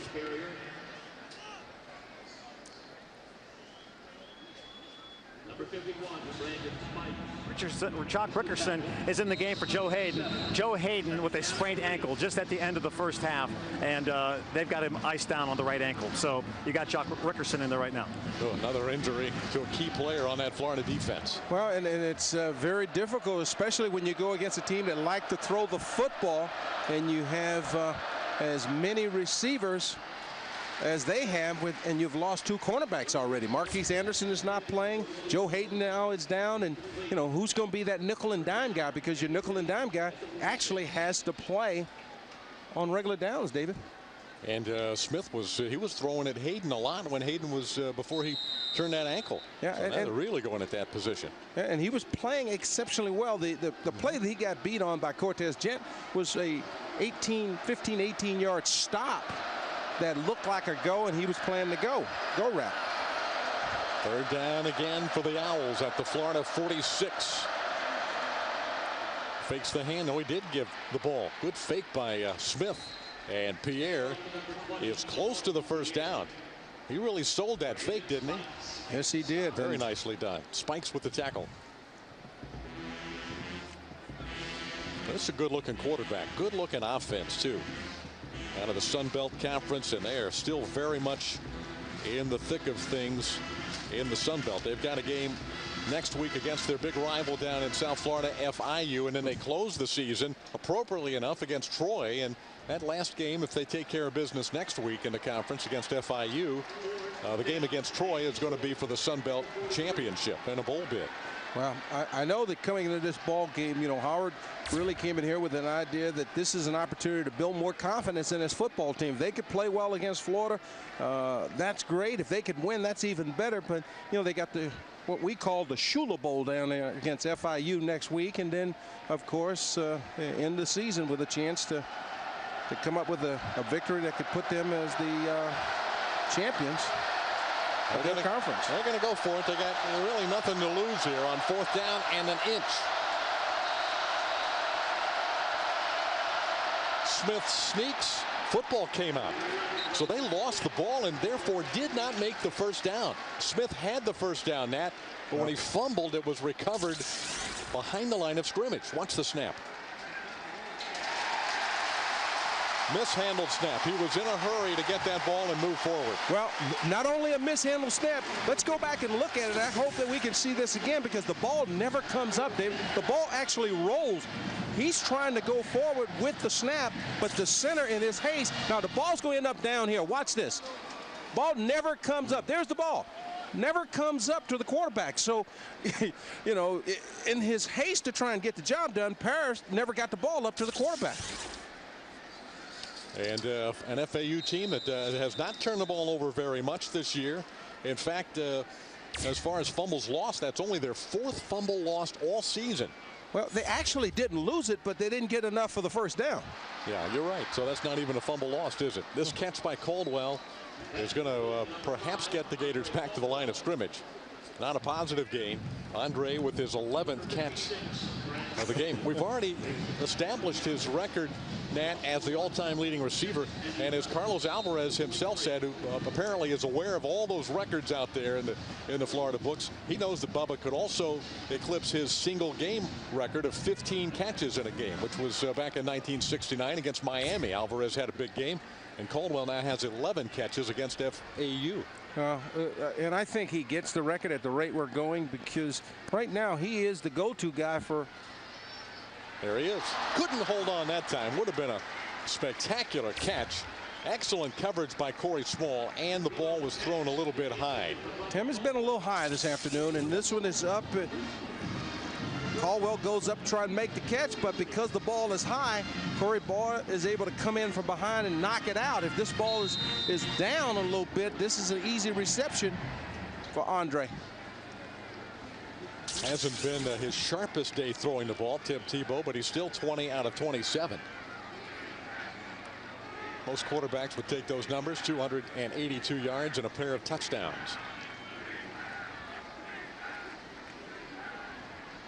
Tebow showing that strong arm. He really laid that one in there to Caldwell, his 12th catch of the game. Tebow threading the needle on that one. And Corey Small actually just knew he had a pick. And this ball is thrown inside the only place he could be thrown and completed. Ball is inside. Bubba Caldwell works back to the football, uses his body to shield the corner off, and gets his 12th reception of the afternoon. First down for the Gators, leading 42-20 in the 3rd quarter. Option plays, got face in, but Tebow will keep and lunge forward for another Florida first down at the FAU 28. I tell you this here, David. You know, I love when you have those quotes that they put up on the bulletin board. And Arceveda, let's watch him again. Now, here's the guy that said he is looking to knock Tim Tebow out. Now, watch this here. He doesn't even touch him as he drops his head, drops his shoulder, and Tim just goes right over him. Doesn't even touch him. I mean, when you make those kind of statements, you need to stand up and either hit somebody in the mouth or get hit in the mouth. Well, it's easy to say on Tuesday, but when Saturday comes around, it's a different situation, isn't it? Yeah, you know, you just can't go about, go around calling people out and don't step up to the plate. That tackle was made by George Allen. Acevedo, a senior from Miami, came into the game with as the free safety with 59 tackles, so he's a good hitter back there. They got a lot of talented folks on this in this defensive secondary. Cam Newton back in the game. He ran one play at quarterback in the first half. He's not going to run this one, not just yet anyhow, because Aaron Hernandez jumped. Dead ball foul. False start. Number 81. Will be a Offense. 5-yard penalty against 5-yard penalty. Florida Still offense, second down. which has not been very fluid today. I guess they've sort of been off schedule with a number of penalties against FAU. And David, that's part of what coaches talk about with the growing pains as Tim Tebow comes back in the ball game. You get a great talent like Hernandez, and every now and then he's going to do something wrong. But that's a freshman. He's going to grow out of it. He's going to be a great one in this Florida offense in the future. Well, he owes Cam Newton a lunch, because Newton's back on the bench, didn't even get to run that play. Tebow is back, quarterback draw. And down goes Tebow at the 32. Not much yardage there. They've had a spy on Tim today, and the running yards have been tough to come by. Linebacker Franz Joseph was there to stop the quarterback on that quarterback draw. And this is a team that throughout the year have been giving up an average of 190 yards a ball game rushing, but the Gators have just not had the success running with the football, but have thrown it all over the place with great success this afternoon. The Gators have thrown for 297 yards and have run for 74. Tebow, a clean pocket to throw from. He delivers a completion. Again, it's Caldwell inside the 20 at the FAU 19-yard line. I think if I'm one of the defenders for the FAU Owls, the first thing I look for is, where is Andre Caldwell? Where is that number 5? Because this is his 13th catch of the afternoon, and he's still running wide open through your zone defense. But he does a nice job of just sitting it down. You know, doesn't run through the open area. You know, that's what a senior gives you, a guy that understands the philosophy of the passing game, and instead of just continuing through, he shuts it down. Quarterback gets him the football.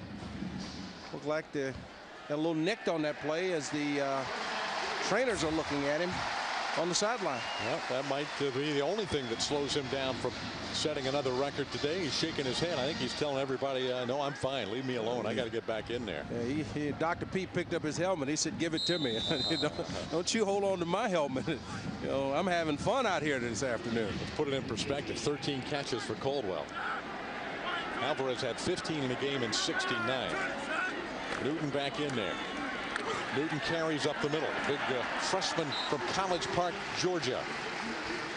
Picking up good first down yardage for the Gators. Sincere made the stop for FAU. Well, the two-time defending national champion Florida Gators basketball team is back. Joined Billy Donovan and his new generation of future Gator greats Tuesday. They'll face in-state rival North Florida Gators and the Ospreys. Tuesday at 8 only on Sun Sports. Tebow returns. 2nd and 5 at the FAU 14. Blitz, the Gators pick it up. Tebow threw it into a crowd. It's a jump ball, and it's Gator touchdown. Hernandez wrestled the football away from the defender. Wrestle, took, you can use all of those adjectives. As Hernandez said, you know, a few minutes ago I made a mistake and I have to atone for it. And you know, Tim Tebow throws this ball into a crowd, and this is a mistake. But you know what, when you got guys that go up and make plays like this, and he takes the ball away from Franz Joseph, you don't mind throwing it in the crowd every now and then. Boy, Hernandez looking like a future star in this Florida offense. The extra point is good, and the Gators have rolled up 49 on the Owls out of the Sun Belt Conference. 5:16 to play in the quarter, and Aaron Hernandez with the touchdown catch, his 2nd of the season. Western Kentucky will be in the Sun Belt Conference next year. as a full-fledged member. Actually, 2 years from now, they'll compete for the title. And the Gators' high kick is fair caught by Kyle Watkins. That is an incredible record. You talk about 17 conference titles in a row. That's pretty good. Smith getting pressure for the first time today, and he's sacked by Justin Trattou. Well, Justin Trattou gets the sack, but Juan Pierre-Louis is the guy that really disrupted this play. And what they did this time, David, they caught him on a play-action pass where his back's turned, so he doesn't see the blitz coming until the last minute. And then as he starts to pull it down, there's all kinds of Gators around him, and Trattou comes down with the sack. McMillan also caving in from the opposite side, so great pressure all around by the Gators. Second and long from the 20. Smith guns it, and it is caught at the 40-yard line by Jamari Grant. Grant's first catch of the game, a sophomore from Jacksonville, and a 20-yard pickup, moving those first down chains for the Owls. I am so impressed with the ability of Rusty Smith and how well he throws the football. He's able to get this ball up and over the linebackers and get it down where the cornerback, or should I say the safety, can't make a play on the footballs. Really a strong-arm young man out of Jacksonville. Has played very well today in the swamp. Rolling right, throwing on the run again. And it is a catch at the Florida 49. Excellent job again by Grant to pull that one in and get at least 1 foot down right there on the sideline in front of the FAU bench. Yeah, if you look to the left side of your screen, you'll see Rusty get outside. And now watch Grant. He looks like a receiver rather than a tight end as he works the sideline. He actually gets both feet in. You know, just great technique by Jamari Grant on the sideline. Smith has a lot of attractive targets to throw the ball to. We've seen some terrific plays made by 5 or 6 different receivers for FAU. The handoff is to Edgecombe, and about a 2-yard pickup to the 47-yard line. FAU is in Florida territory. They're trailing by 29 points, and it's still a lot of time left, but they've had the starts knocked out of them before and come back too. It looked like they were out of it very early and gathered great momentum, cut the lead to 8 on a couple of occasions in the first half. Well, this is a Howard Schnellenberger coach football team, and you don't expect to see him quit. Nope. You know, he's done phenomenal jobs not only at the University of Miami, but at Oklahoma, then went into Kentucky and helped them really get their program together. Smith fumbled the ball, and there's Trattou again, that man, number 94. Who is spending a considerable amount of time in that FAU backfield now. And what we're seeing is Justin's quickness. Once this ball is mishandled, Trattou is there because he beats his guy at the snap of the football. Second sack of the afternoon. Trattou had an interception against Troy.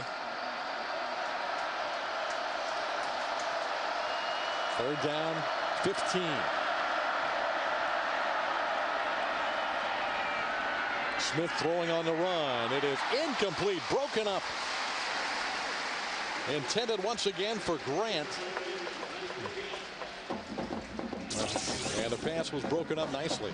Well, Juan Pierre really baits Rusty Smith into throwing this football and just loses his footing because he's right where he wants to be. He's in a trail technique, David. He's going to pounce on the ball, and he loses his footing. It was very fortunate he got a finger on it. Uh-oh. Yeah, maybe not so fortunate he got a finger on it. Something is wrong with his left hand or finger. Juan Pierre-Louis. Gators have already lost the other starting cornerback for today, Joe Hayden, to an injury, and now it looked like Pierre-Louis was injured. False start, number 29, offense. False start on the FAU Still offense. And they'll punt the ball away again. And David, when we talk about the fact that now Pierre is injured, there's Joe Hayden on the sideline. You know, who is that fifth and sixth cornerback? We may find out. You know, we're looking at our top 3 cornerbacks being down.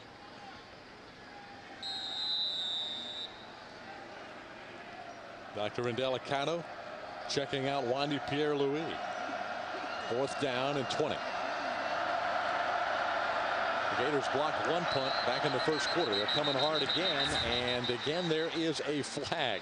Well, what's happening is as the blocker on the flyer starts to come in, offense, and 5-yard penalty. the flyer's watching Still him, David. He can't stay still. I mean, he's trying everything to maintain his stance, and he just falls forward. I mean, it's almost kind of comical. Yeah, he's feeling the heat over there, isn't he? Well, he's trying to let the punter know that that they're trying to block it from outside, and in the process. Here they come again. Gets it away. Face on, calling for and making the fair catch at the 26-yard line. Well, the punt game has been a little bit of an adventure for freshman Mickey Grudy. And the Owls had one block. Grudy run in for a touchdown by Marcus Manson. Here's the score from Athens that everyone in the Gator Nation keeping a close eye on. That's in the third quarter now. Kentucky led 10-0 late in the second quarter there, but Georgia now has taken a 14-10 lead. And of course, if Georgia wins that game, they'll eliminate the Gators from possible participation in the SEC championship game. That's all it'll take to get the Gators out of that for sure. But if Kentucky defeats Georgia, then the Gators have to hope that either Vanderbilt or Kentucky can knock off Tennessee this week or next week. They're at face-on again, carrying the football to the 34-yard line. Little sweep with Jared Faison trying to get outside, came very close to getting a gap, and it's not for Serge Sinceri. He's off to the races. Tell you what, when you look at Serge, he's one good football player. You know, we talk about the great players that come out of that Belgrade area. He's definitely one of them. And I think I read somewhere where he slotted to go to the Hula Bowl. Is that right? Yeah. He can run. Great speed. You think of Belgrade. You think of McDonald's, Ray and Junior and Senior. Dead ball obviously. foul. Fred Taylor. Substitution What about infraction. Lewis Oliver? 12 men in the formation. Great on the defensive offense. back in the mid-'80s. 5-yard penalty. Still second down. Tremendous tradition here at Florida, and we've seen a record set today that may stand for a long, long time. That's Andre Caldwell with 173 plus career receptions, a record held by Carlos Alvarez since 1969.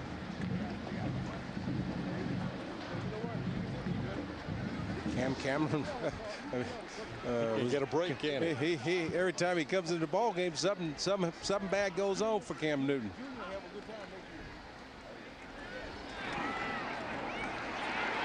Tebow given plenty of time. Faison to the 40-yard line. That'll be good for a Florida first down at the 40. A lot of Gators making plays today. You got 49 points late in the third quarter. Some good things are happening. And some good things have happened today for number 81, the freshman tight end from Bristol, Connecticut. Aaron Hernandez running over the Owls. And then with a great catch in the end zone, wrestling the football away from the linebacker Franz Joseph for his second career Gator touchdown in the third quarter. There he is, the freshman tight end.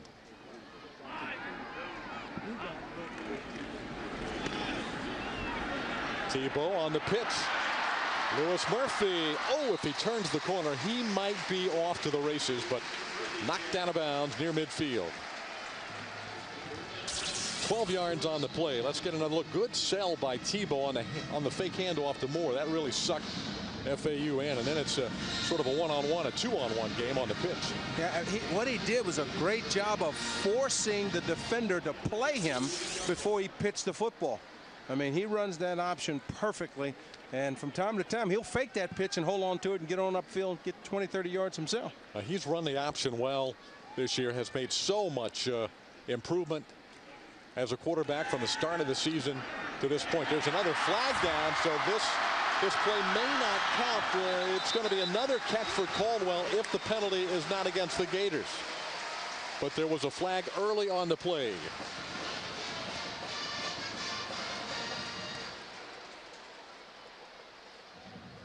A lot of yellow flags today. 9 against Florida, or rather 8 against Florida, 9 against FAU, and this one goes against the Only Gators. 6 men on the line of scrimmage on the offense. I can't recall so many illegal motion calls in one game. And a lot of times when you see these kind of penalties, David, it's just your head's not in the game. You know, you come in the ball game, it's an opponent that basically you're not giving them their just due respect, and in the process you're not ready to play. You make you in your mind you're ready to play, but mentally you're making mistakes that you're not sharp, that normally you would not make. Well, you know, there's a lot of human nature involved too, Nat, when you've gone through Tennessee and Mississippi and Auburn and LSU and Kentucky and Georgia, Vanderbilt, South Carolina. You run the gamut there. Uh-oh, there's a fumble. That's available. That's a fumbled football, and it's recovered by the Gators. Good job by Caldwell at getting back on the football, saving the turnover. Let's go to Steve on the field. Nerve-wracking with the defensive back situation for Florida. Joe Hayden already out with the right sprained ankle.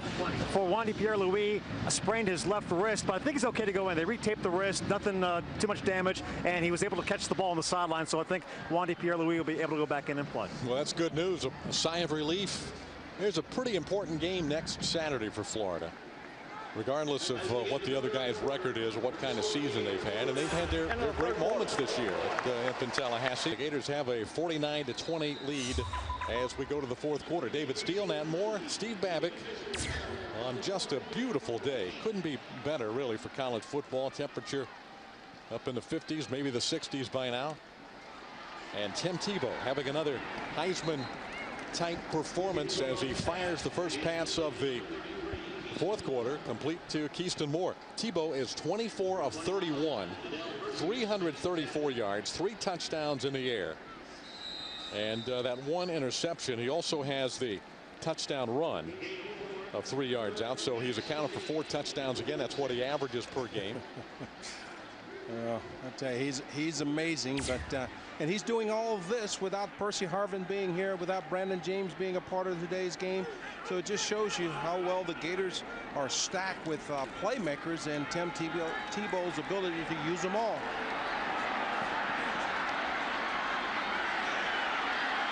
Tebow scrambling around. He's got everybody in white chasing him, and he gets rid of the football. And then a flag late thrown against FAU. That'll be a personal foul. Well, I think they're actually going to get him for intentional grounding. Oh, okay. There was no, You're right. there was no defender. I mean, receiver. Right. There was no receiver in the area. Yeah, the way his shoulder pad came out of his jersey there, I thought somebody might have roughed him up, but I think you're right, Nat. A lot of scrambling going on by Tebow on that play. Intentional grounding. Yeah, intentional grounding on Tebow. Offense was outside the tackle, but the pass did not land beyond the line of scrimmage. Penalty is loss of down at the spot of the foul. It's a loss of downs, down. and will set the Gators back. Let's get another look. Yeah, I think they hit him for both. He's got all day to throw the football, but look at the coverage of this FAU Owl defense. Tim scrambles back out to his right. There's nobody open. Nobody's able to uncover as he crossed the line of scrimmage and then went back and tried to get rid of the football. So he was actually guilty of 2 penalties on that play. That one will not go on the Heisman video. Which is kind of surprising. Usually by then Tim would have taken off and tried to get as much as he can running with the football. Chaz Henry punting for the 2nd time today. Fair catch, Polo, and he makes it at the 11-yard line. Looking up into that high north central sun here on a beautiful Saturday. The Gators 49, the Owls 20. Get much more exciting than that in the Sunshine State. That's really what it's all about for a lot of these kids from similar high schools. They get a chance to play each other next week. We have a new quarterback, Sean Clayton, a senior, a 5th-year senior. Out of Poland, Ohio, one of the rare non-Floridians on this FAU roster. He's a transfer from Michigan State, where he played a little bit of tight end in 2003. David, in most ball games of this nature, you look at field position and how much has it mattered. And this is only the 2nd time all afternoon that FAU has started backed up. Clayton showing some running ability, and then he shows an ability to let the football get away, and it's recovered by the Gators' Ryan Stamper. Well, Clayton played the role of Tim Tebow in practice all week long, trying to get the Owls ready to defend the Gators, but this is something we don't see Tim Tebow do very often. In fact, I can't recall ever. Well, this is just a mistake where he's trying to pump fake. He's trying to make a play, but the play started out disastrous as he ran into his tailback, and now he's scrambling for his life. He carries the ball just like a quarterback, you know, and then as he pump fakes, ball just comes out, and Gators recover. But, you know, it's just a series of things. Got receivers wide open, and, you know, he's scrambling for his life, but the receiver don't understand that. You know, he's down there jumping and saying, I'm open, but he goes, yeah, but I'm running for my life. So the Owls turn the ball over for the second time. Actually, that's officially the first turnover. The other one was a fourth down fumble.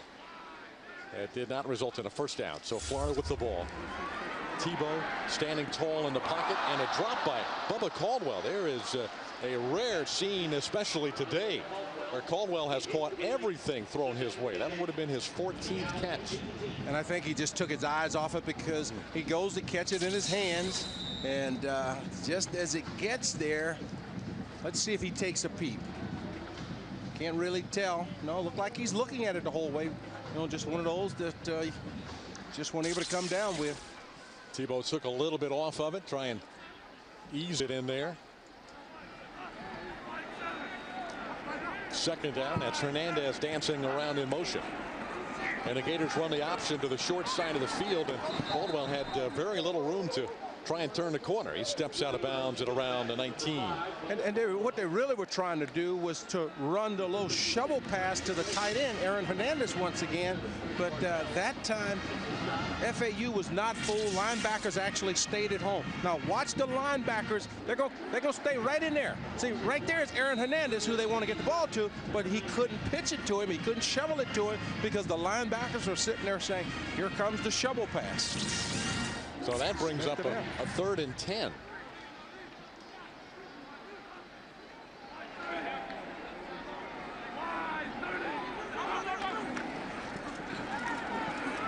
Tebow for the end zone, and he just did overthrow Caldwell. That's about the 3rd time today that Tim has been just a shade high. And that was an easy 6 for Bubba. And I really don't think Bubba picked this ball up well coming in, because he'll look back into the sun right here, and he doesn't really see it. And he gets that left arm there up at the last minute, David. Here's another look at it. Now, he'll pop his head around, and he sees the ball at the last minute. He just throws up his left arm to try and, you know, deflect it to himself. So you're saying that was high but catchable. You think he lost it in the sun a little bit? It was high, but he wasn't able to pick it up coming through that sun. Joey E. Haas from 36. Got it. And 3 more to the Gator tally as with 12:51 left, Florida moves past the 50-point mark, a half century plus 2. The Gators 52 and the Owls 20 with 12:51 to play in the 4th. Career, but I certainly did enjoy it. And I'm pretty sure that James Jones enjoyed it as well. You know, James is now coaching at Palm Beach Ely. Oh, what a great guy.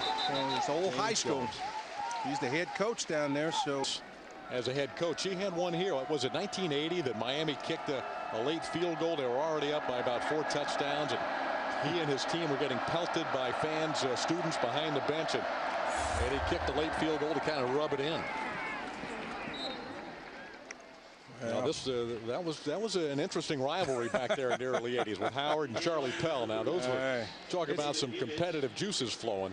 David, for the fans down in South Florida, it's still a very competitive. Even though we don't play, we watch each other play every week, and then we sort of rag on each other about the play. So, you know, it's been a fierce rivalry through the years, and you know, we don't play them every year as we used to, but as we did in the past. But you know what? They both have had some significant programs. And Howard was part of actually turning around that University of Miami program when he left the Dolphins, and they went on to win their first national championship. He turned around Miami. He turned around Louisville. He's put this program on the map. He came to South Florida in 1998 to lay the foundation, and they didn't play their first game till 2001. So he did a lot of work raising money and getting that thing organized in South Florida, which is no easy task. That's a big job for any man, and Howard paid his dues, to say the least, and for him to have the energy to do what he did at FAU is really remarkable. He's one of the more respected coaches and persons in the South Florida market. You think of Don Shula when you think of sports, Pat Riley, but Howard Schnellenberger in his own right is in that same class, just not on the professional level, more on the college level. As you can see, just coaching as hard as he did 1983 or in 1980 when that Miami team kicked that field goal. Yeah, he's got that old deep gruff voice. Howard, what'd you say? Oh man! I guarantee you that player knows what he was saying. I tell you what, he says receivers are thoroughbreds, and we have to run fast at all times. And really used to be fun playing for him. You remember he was an assistant coach for Bear Bryant and Alabama when they won 3 national championships. Right. So Howard Schnellenberger has actually been a part of 4 national college championships as an assistant or a head coach. Guys, the one thing that stands out to me when you look at all those numbers is that he is going to be now a 2020 guy. And I looked hard. Brad Smith of Missouri didn't do it. Antoine Randall El didn't do it. Vince Young didn't do it. Tim Tebow has 20 touchdowns running, 20 touchdowns passing. I think he's the only quarterback in NCAA history, Division I, to do that. Guys, he's on a Heisman chase right now. Well, when you look at the numbers, and the Heisman is more than just a number check, because there are a lot of factors that go into it. How well has your team done? That's a big factor. It seems like at times it's almost a lifetime achievement award. So, Tebow being a sophomore, that probably hurts him in the minds of a lot of voters. But if you just look at this season and this season only, I don't know how you can not give Tim Tebow the Heisman Trophy. Yeah, there's not one player out there that has put up the numbers and been as important to their football team as Tim Tebow has been to the Gators this year. But, it's like anything. You've got those guys that's been there that came back that are juniors and seniors, and the media start to look at them and how well their team fared and et cetera. And all of a sudden, because you were a no-name and sort of coming in, it's a little tough to climb up that ladder. Plus, I think they sometimes look at it, David, where, well, he's got 2 more years. Yeah, and there is a history there where no sophomore has ever won the Heisman Trophy. There have been a few that have come close, including the Gators' very own Rex Grossman several years back, finishing second. Herschel Walker, I think, was another runner-up. Adrian Peterson, as a freshman, was a runner-up. And I think there's only been, one guy that have won it twice, or Archie Griffin, so, and he won it as a junior and a senior. So there's no precedence for a sophomore to walk away with that illustrious trophy. But there's no precedent for Tim Tebow either. I mean, there's been nothing like him ever. As Steve Babbitt, I think, just so perfectly illustrated with that series of graphics. And to run for 20 touchdowns in a season and to throw for 20 or more in a season is just incredible. Now, we did a little poll around the state. Now, all of these folks that you're looking at here, they have a Heisman vote. So these are their actual ballots at this point where they would vote today. Brady Ackerman, they've all got Tebow. Mike Bianchi from the Sentinel, Mike DeRocco, Florida Times Union, Pat Dooley from Gainesville Sun, Larry Vittel, Sun Sports, Whit Watson, the very own Sun Sports commentator, all have a Heisman ballot. So you see where these guys are leaning, and that's not surprising. They're Florida guys. Right. But I think the momentum is going to continue to build for Tim. I think with what happened the other night with Oregon and Dixon getting knocked out, I just think that it just opens up the opportunity for him to not be judged on what his classification is, but more so what he does on the field. Now, there's still some football to be played, and Missouri's quarterback has a chance, perhaps Kansas's quarterback, but none have done anywhere near what Tim Tebow has accomplished at Florida. in his sophomore season. They run their third quarterback in the game, Jeff Van Camp, a redshirt freshman. And he completes the pass with 9:23 left in this fourth period. A lot of time still on the clock. And Howard Schnellenberger goes to his number 3 quarterback. Number 2 had his problems out there. Sean Clayton fumbled a couple of times. And so Jeff Van Camp, a redshirt freshman from Gulf Breeze up in the Panhandle, is on to play quarterback for the Owls. And at some point, you don't want to take a chance on getting Rusty Smith hurt. You know that the Gators are going to be coming after with a pass rush on every play, as they did there. And I think Carlos Dunlap gets his hand on the football. Well, you know, Nat, this is a big game for FAU because they're playing the State University of the University of Florida in Gainesville. So this was a big one, but in actuality, the next 2 weeks are much more important games. That's the important for thing. FAU against their cross South Florida rival FIU next week, and then against Troy to wrap up the regular season. So those are the 2 that Howard Schnellenberger really wants to get within his conference. That's kind of interesting. You look at Florida's next opponent is their state rivalry, Florida State. You've got FIU and FAU, and then you also got Bethune-Cookman and FAMU. So, you know, it's a time when all the rivalry games are starting to come about. That time of year, late November.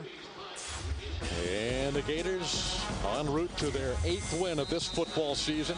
Florida Atlantic has not scored in the second half of the game. There's the update from Athens, Georgia. The Bulldogs trying to eliminate the Gators from East Division competition. If they hold on against Kentucky, they'll do just that. It would be between Georgia and Tennessee for the East crown. But there's still a lot of football left in Athens, and Kentucky down by 8 points there.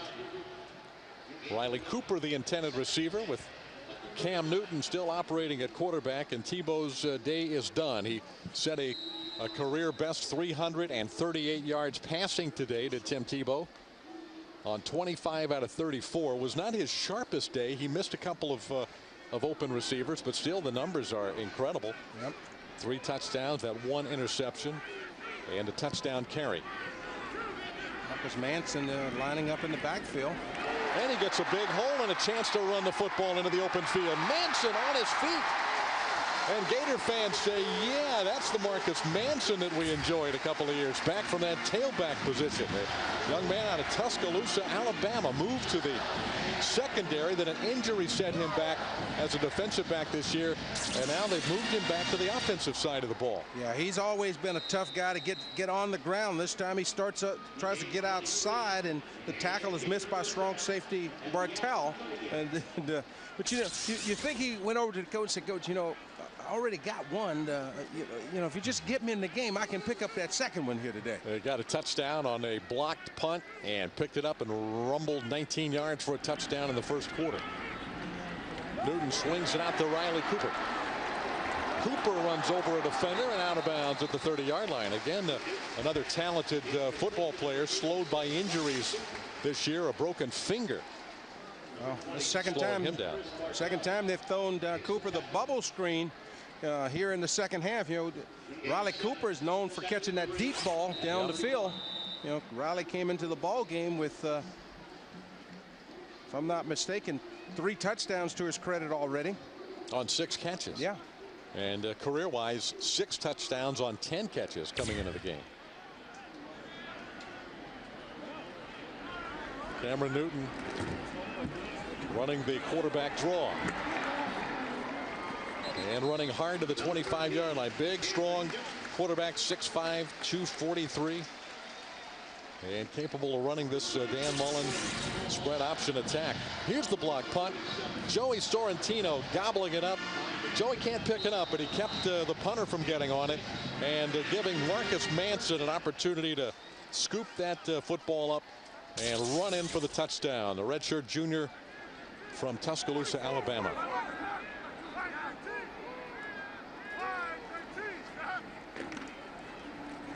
Manson gets the handoff again, and this time he's driven down at the 24-yard line, a gain of 1. And I don't really know that time, David, if Mark Manson got the handoff or he just took it from Cam Newton, because Cam's trying to read it. He puts it in his belly and he's trying to read the defense and pull it out, and Marcus Manson said, no, I don't get to tote this mail too often, so just leave it in, big fella. I'm gonna do the best I can with it. Good to see Newton getting some playing time. He's played now in 5 games. He got some action against Western Kentucky and against Troy. Played a little bit at the end of the Tennessee game. Here he goes. Newton. Touchdown. Same identical play that they ran the play before when Marcus Manson held on to the football and Newton couldn't get it out. This time they fake it to him. He pulls it out. Cam Newton at 6'5", 243 pounds, shows some speed, good blocking at the point of attack, good blocks downfield, and no one touches him until he just gets across the goal line. Newton has run 3 touchdown carries this year, and this one from 24 yards out. Cameron Newton, back up to Tim Tebow, carrying it in for another score, and the Gators are pouring it on in Gainesville against FAU, 59-20, and 6:46 still to play in the game. He's still in that learning stage. He's still a part of everything that's going on, so that not only is he learning, but he can also help out the young guys. Well, he loves to play football, and all this talk about the Heisman Trophy has really not fazed Tebow. He's just a guy that wants to play the game. He loves to play the game. He lives, breathes, and eats the game of football. Look at this hit on the special team. We were talking about the Florida quarterback. Florida special teams have been terrific today. Just outstanding coverage, but it all starts. It all starts, David, with everybody taking care of their assignment, where you've got guys that are nothing but wedge busters that goes down, destroys the wedge, and that allows those flyers to fly around and create and cause all that pain that they just caused on the last play. That was John Jones, the freshman from Sarasota, causing the pain on the return. Before the snap, delay of game. Don't forget, next week, 12, another penalty. Offense. Next week, the big Florida State week. And basketball on Friday night on FSN Florida. Gators and the Seminoles, men's and women's basketball doubleheader. That's in Central and North Florida only. And then Sun Sports providing all the coverage regarding the Florida State game. Pre-game, presented by Texas Pete at 4 o'clock. And after the game, Geico post-game.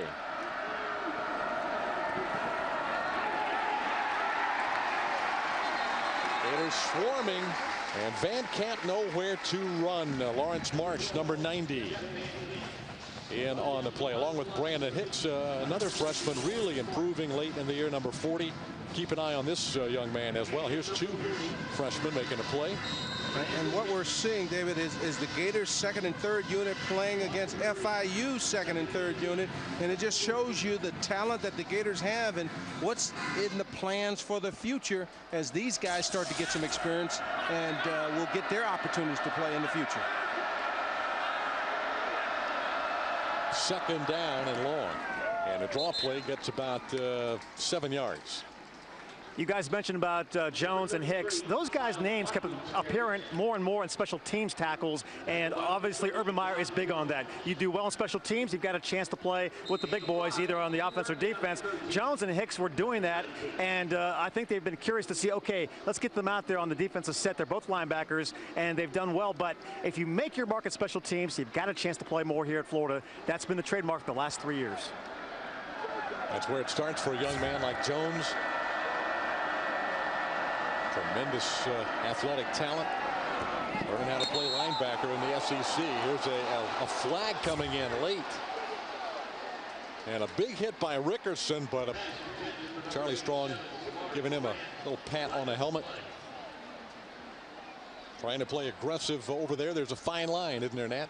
Yeah, it's a fine line between taking what we would call a cheap shot. Yeah. Jamari Grant didn't catch the football, and you had plenty of time to see that. Defense. So, and this is stuff you learn as as young players, the more playing time you get, is that every time you do something like that, you hurt your football team. If this was a close ball game and he made that same mistake, all of a sudden you've kept a drive alive, given a team a chance to come up. Plenty of time. But anytime you could take 2 or 3 steps after the guy drops the football, there's no reason to hit him, especially when he's defenseless like that. Spoken like a guy that caught a few passes. And maybe got cheap shotted a couple of times, huh? Well, I mean, if he drops the ball and you're a step away, go ahead and hit him. Right. You know, I mean, hit him for dropping it. But if he has dropped the ball and you're 3 or 4 steps away, you're going to get flagged every time if you hit him. 2nd and 7 with 4:50 to play in the football game. You know what's interesting? Look at the scoreboard. It's 59-20. Gators beat Troy 59-31. The other contender in the Sun Belt Conference, along with FAU. Don't forget Tennessee. They put 59 up on Tennessee as well. Now that's not a Sun Belt team. Almost an interception. Although back then they looked kind of like one. They don't anymore. No. They have really pulled it together up in Knoxville. Yeah, you've got to give Phil Fulmer a lot of credit for getting it turned around. And Justin Trattou up at the top of your screen. He gets blocked. Now watch him come out, and just as the ball is batted by Dunlap, but Justin Trattou almost gets his 2nd interception of the year. I mean, big tackle, aware where the football is with great hands and great speed. Came very close to getting the interception. If he got that one, he would lead the Sun Belt Conference in interceptions per game. The other one came against Troy. I don't think they would list him. What about Dunlap? He's 6'6", 240. Really a great athlete on that front line. Another freshman. Van Camp tripped up. That was Dunlap knocking him out of bounds at about the 37-yard line. A lot of young players. Duke Lemons, number 44, getting a chance to get some 4th quarter playing time here. Out of Westlake Village, California. And it's going to be a 4th down play. FAU will be punting for the 7th time today. Mickey Grudy standing back. He had one blocked in the 1st quarter. I don't think the Gators will be coming after this one.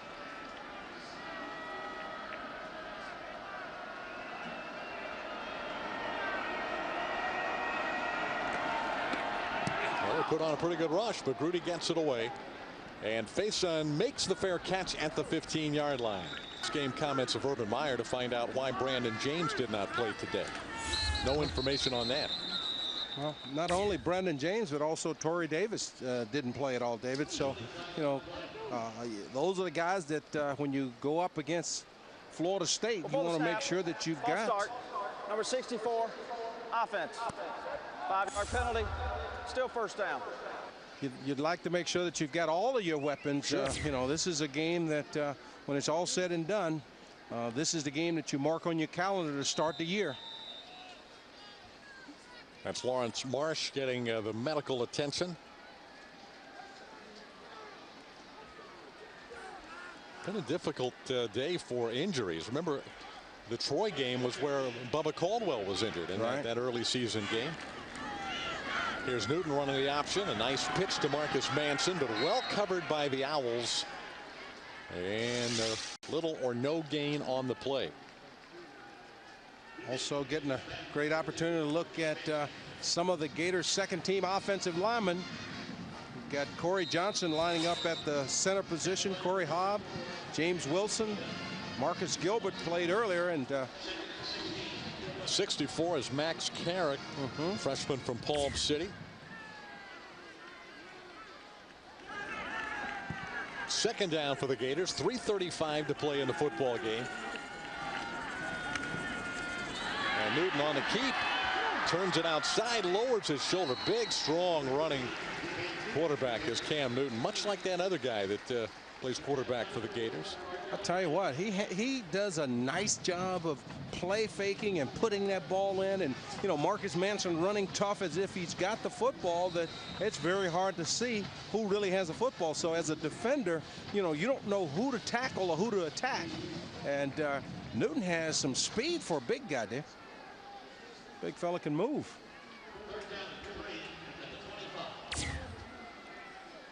Florida looking to pick up a first down and keep this drive going, keep the clock running.